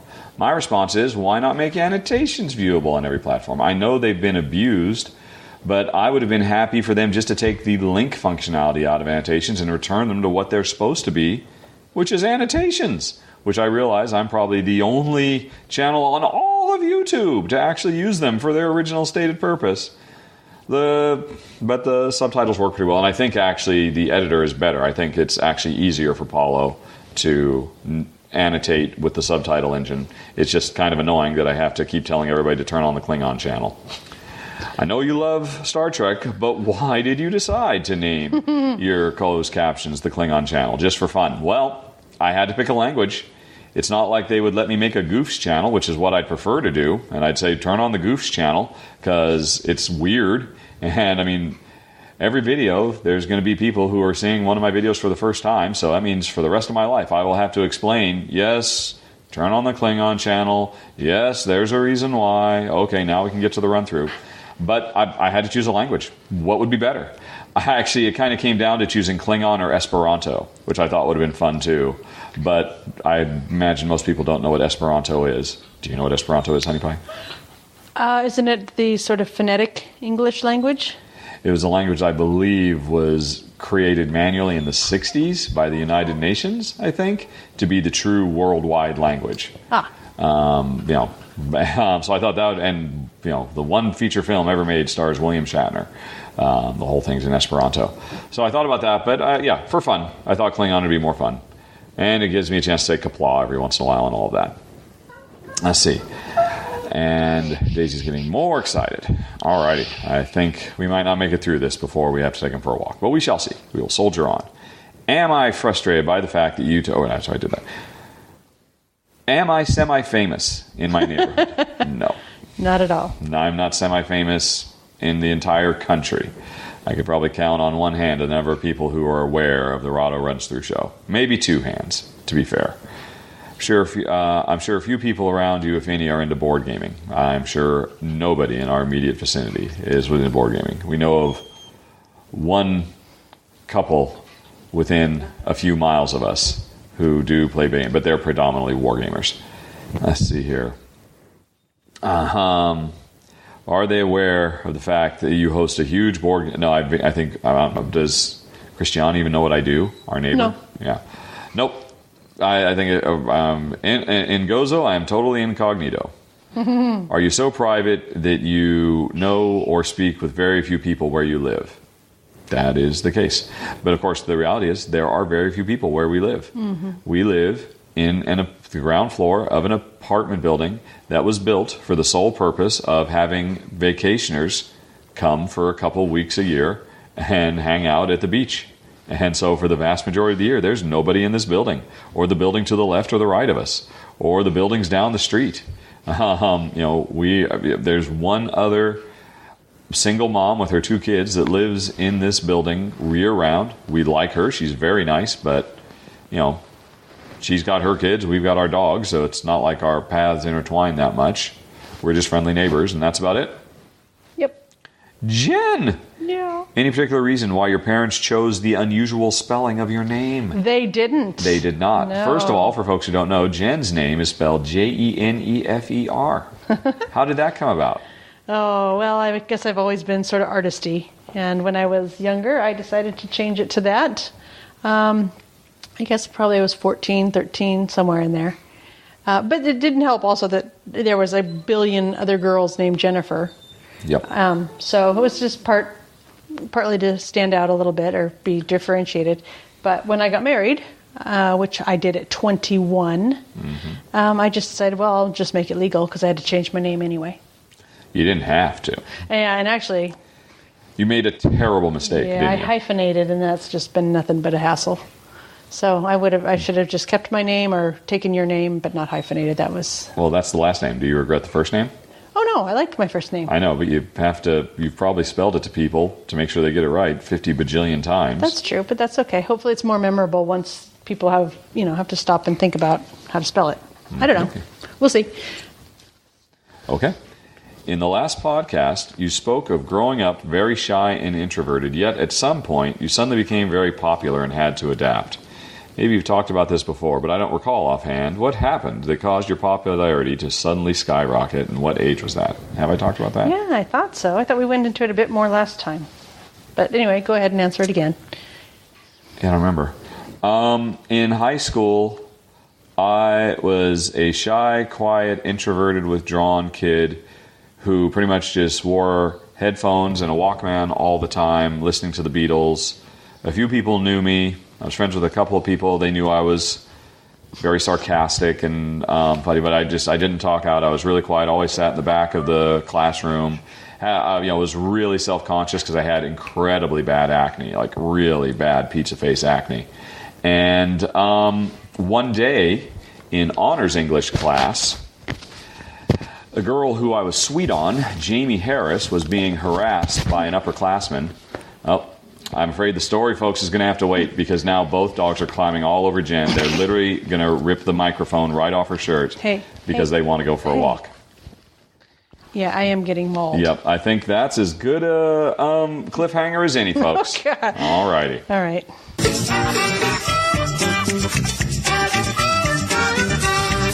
Okay, everybody. Dogs are walked, and they seem to have finally calmed down. They've collapsed from the heat. Yeah, so we had to go a bit earlier than normal. So the sun hadn't quite calmed down. It's hot out there. Yeah. A little sweaty. But I don't really think that negatively impacts the quality of the podcast. Unless the mic slips off of us or something like that. But anyway, let's see. Let's continue. So I think we are moving on to Kolja Geldmacher, who says, eggs! Hey, you two. In a recent podcast, you talked about your chickens and their eggs. And there was something about a 6 eggs per day intake? That sounds dangerous for 2 people. Or do the dogs get their share? Greetings, Kolja. Okay. Honey, would you like to address this? Well, I think you should address the cholesterol issue. But no, we eat... No, you can address the whole thing.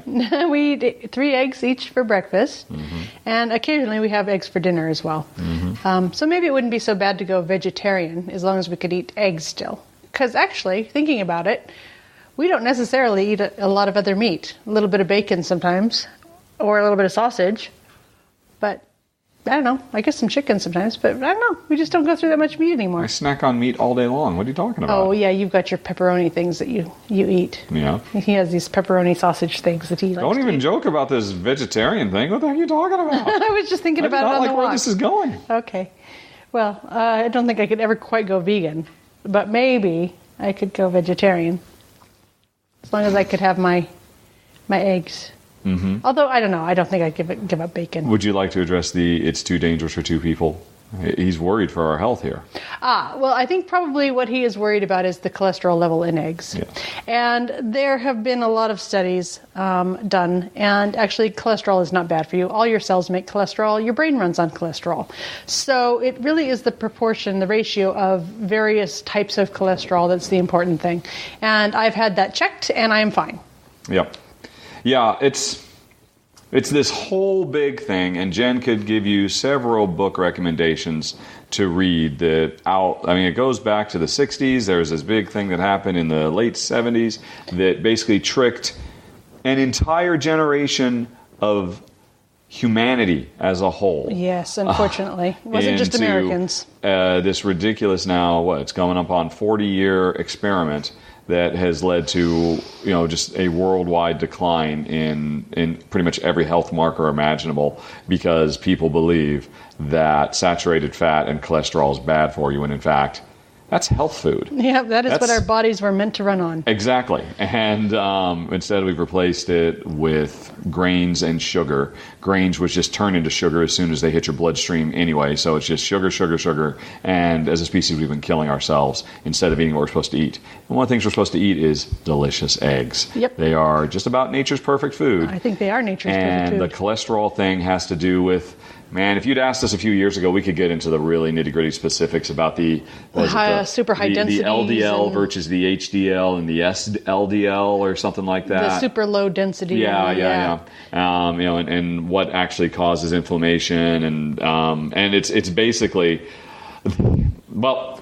Long story short, no, we don't believe it's a dangerous force. In fact, we think we are healthier than we've ever been in our lives because we have finally shaken off the shackles of the lie that has been told to all of us our entire lives. Yeah, the whole food pyramid with grains at the bottom. And, yeah. Yep.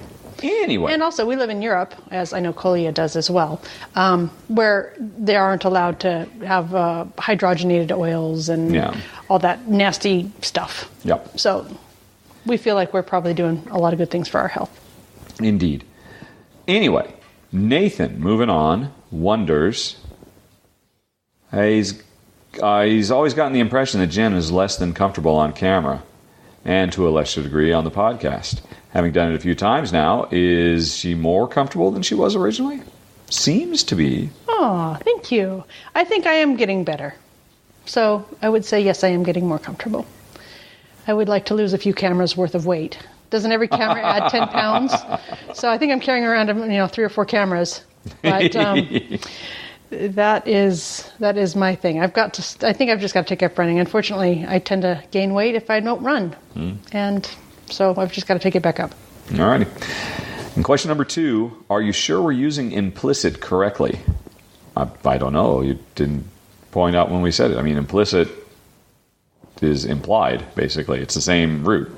if something's implicit, it basically goes without saying. Yeah, Whereas if it's saying. explicit, then it's being explicitly stated. It's being called out specifically. Well, if we said it incorrectly, please correct us, and I will try to use it. We'll do a goofs. Yes, a Correction. grammar goofs. But yes. Alrighty. Alejandro wonders, what brand of ice cream do we miss most from the U.S.? Oh my gosh. I would have said. He's in Texas, so he's a bit biased towards Bluebell. Doesn't know if we tried it. But anyway. Well, there's places that we've lived that have had local shops that have been wonderful. So, but I don't think that's what he's talking about. He's probably like Ben & Jerry's or Tillamook. I'm sure he's talking about anything. If we missed Bluebell, we lived in Austin for a few years. We had Bluebell ice cream. Yeah. Although in Austin, I was much more partial to Amy's. To tell you the truth, I don't really remember much about the ice cream in Austin. All right. I mainly remember the barbecue. Sure. And the excellent, oh my God, the margaritas at the Iguana Grill. Yeah, that's what I miss. Yep. Anyway, I would have said Tillamook because Brown Cow used to be my favorite ice cream. Mm-hmm. But on the last 2 years when I've come back to the States, we've gone to Safeway because that's where your mom likes to shop. And they have got some really excellent ice cream, Safeway brand ice cream. Yeah, Safeway Select, I think, is the brand. Safeway Select, yeah. That I come home and I tell Duck about it, and if there's only some way to get that across the Atlantic, I would gladly ship some of that back. Yeah. But probably just as well. Actually, they have a really amazing, you haven't tried this one yet because you haven't been back since I told you. Last time was salted caramel something or other. And that's yesterday's news now. That was yesterday's. This year's news is a Moose Tracks, the mint Moose Tracks from Safeway. Oh my God. Yes. Delicious. Okay. My dad even ate it over coffee ice cream. And Dad always gets coffee ice cream whenever we're out at anywhere. Yeah, which means nobody will have any of his. Yep, it's all his. He'll never finish it. None of us like coffee. No one ever wants it, yeah. Yep. So it's that good, though. All right. Safeway Select in general, Moose Tracks specifically. Mint Moose Tracks. Mint Moose Tracks. What would I... And I would have used to said Ben & Jerry's Chocolate Therapy. The last time I had it, it wasn't so, like, die-hard chocolate. Saying it ain't so. Don't know what happened. Maybe I've had the therapy worked and now I don't desire it anymore. Yeah. I mean, what do I miss? Probably more than anything else. I mean, well, I mentioned Amy's in Austin or in Texas. Anywhere else, probably Cold Stone Creamery. Man, I just love that whole, we will make the ice cream for you right here, right now in front of you. What would you like it to be? And I'll admit, almost every time I ever go to Cold Stone, I just get the apple pie, the standard, the first thing I ever had there. Oh my God, apple pie from Cold Stone Creamery is to die for. Let's see, and then, weren't we talking to somebody recently about the Bend ice cream? Yeah. Was that in the last podcast we talked about it? I think it was one of the live plays. Somebody who actually was in Bend said that they still had it. Yeah, it was Goodies ice cream. The cookies and cream, but it's with chocolate ice cream instead of vanilla ice cream. Yep. That stuff was just heavenly. And yeah. But the selection here is absolutely terrible, of course. They do have Ben & Jerry's here, but it's really expensive. Yeah, it's crazy expensive, and it's just Chunky Monkey and Brownie. Fish food and, just like the most basics, and that's it. Yep, Although they have, every once in a while they have the speculoos, which is amazing when that's in. Yep. But then it disappears again. I like the Caramel Sutra. Yeah. These days. Yeah, they have a few of the core things. Yeah, but it's like $8 a pint. Yeah. Here. But on the other hand, they've got they've got boxed gelato, which to an American is kind of the equivalent of a box of soft serve ice cream.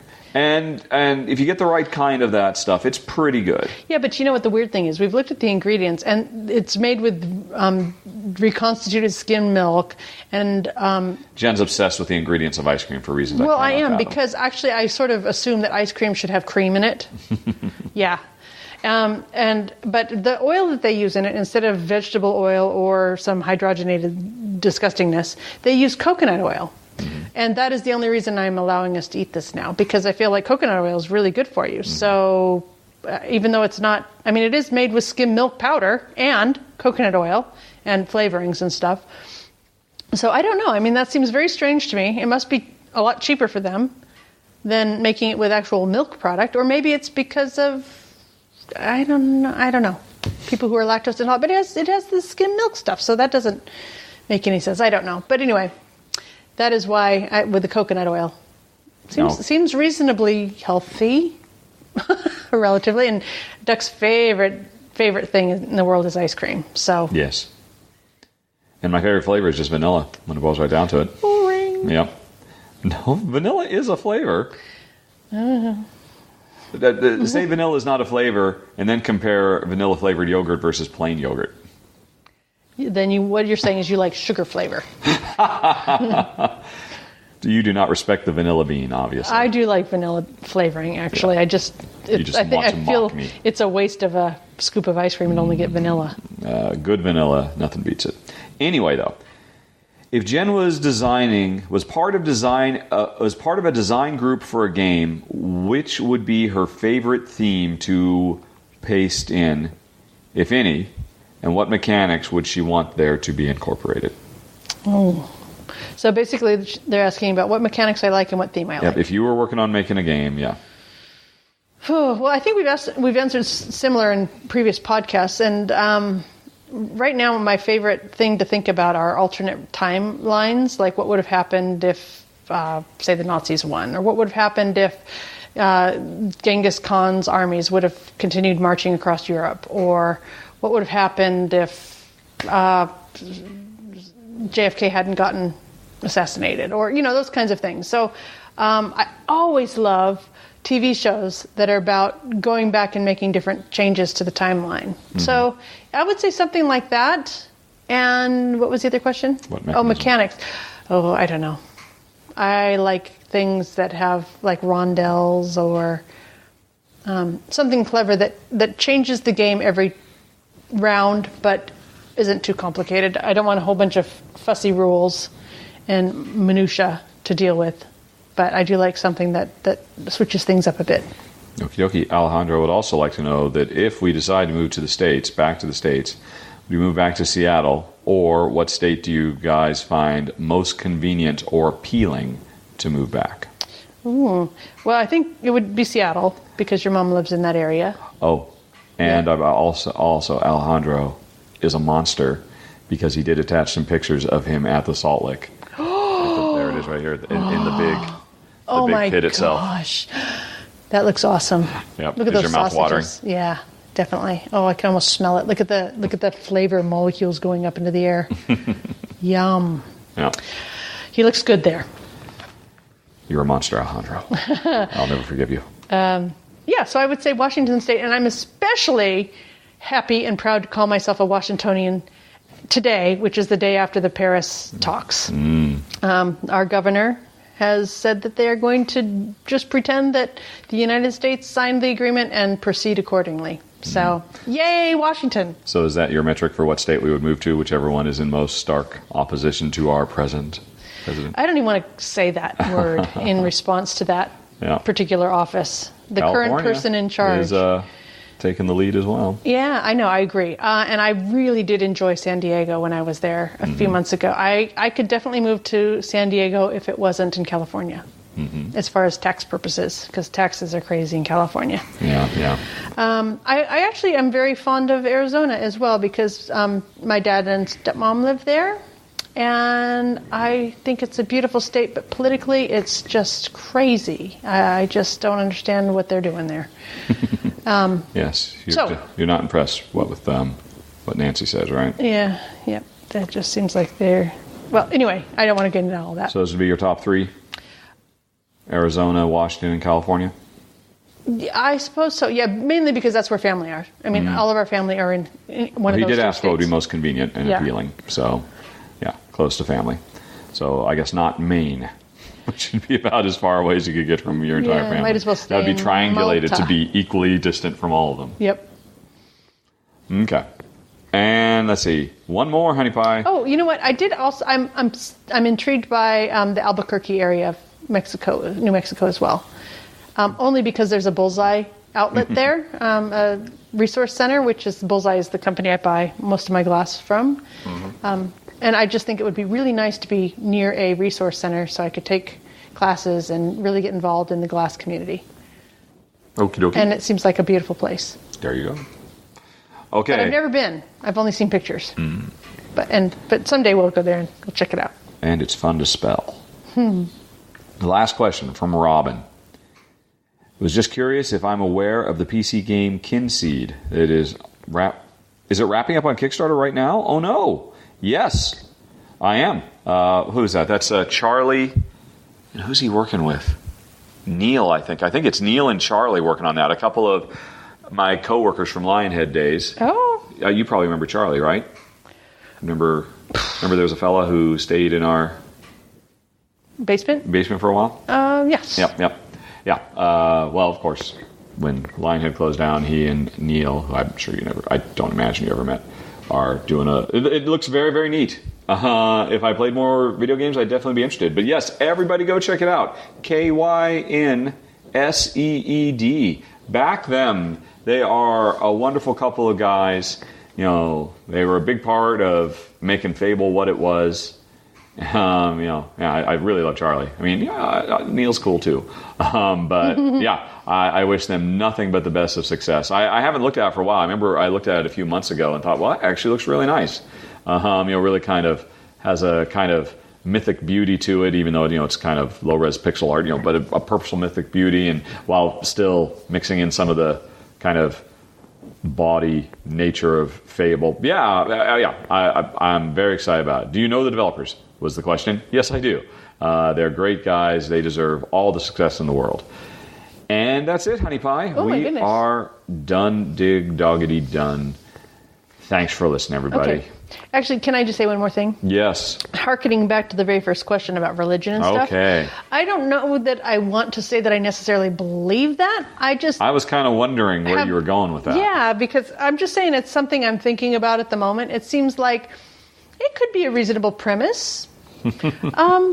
There's no reason why it couldn't be that way, but I'm just kind of thinking about it. So I guess that's the latest thing in my thinking about that religious thingy. Yeah. Question. Okay. Started with religion, ending with religion. Give me some of that old-time religion. It's good enough for me. We'll pray to Aphrodite. She wears a see-through nightie, and it's good enough for me. You don't know that? I think you should sing some more. Sing us out, Mr. Ham.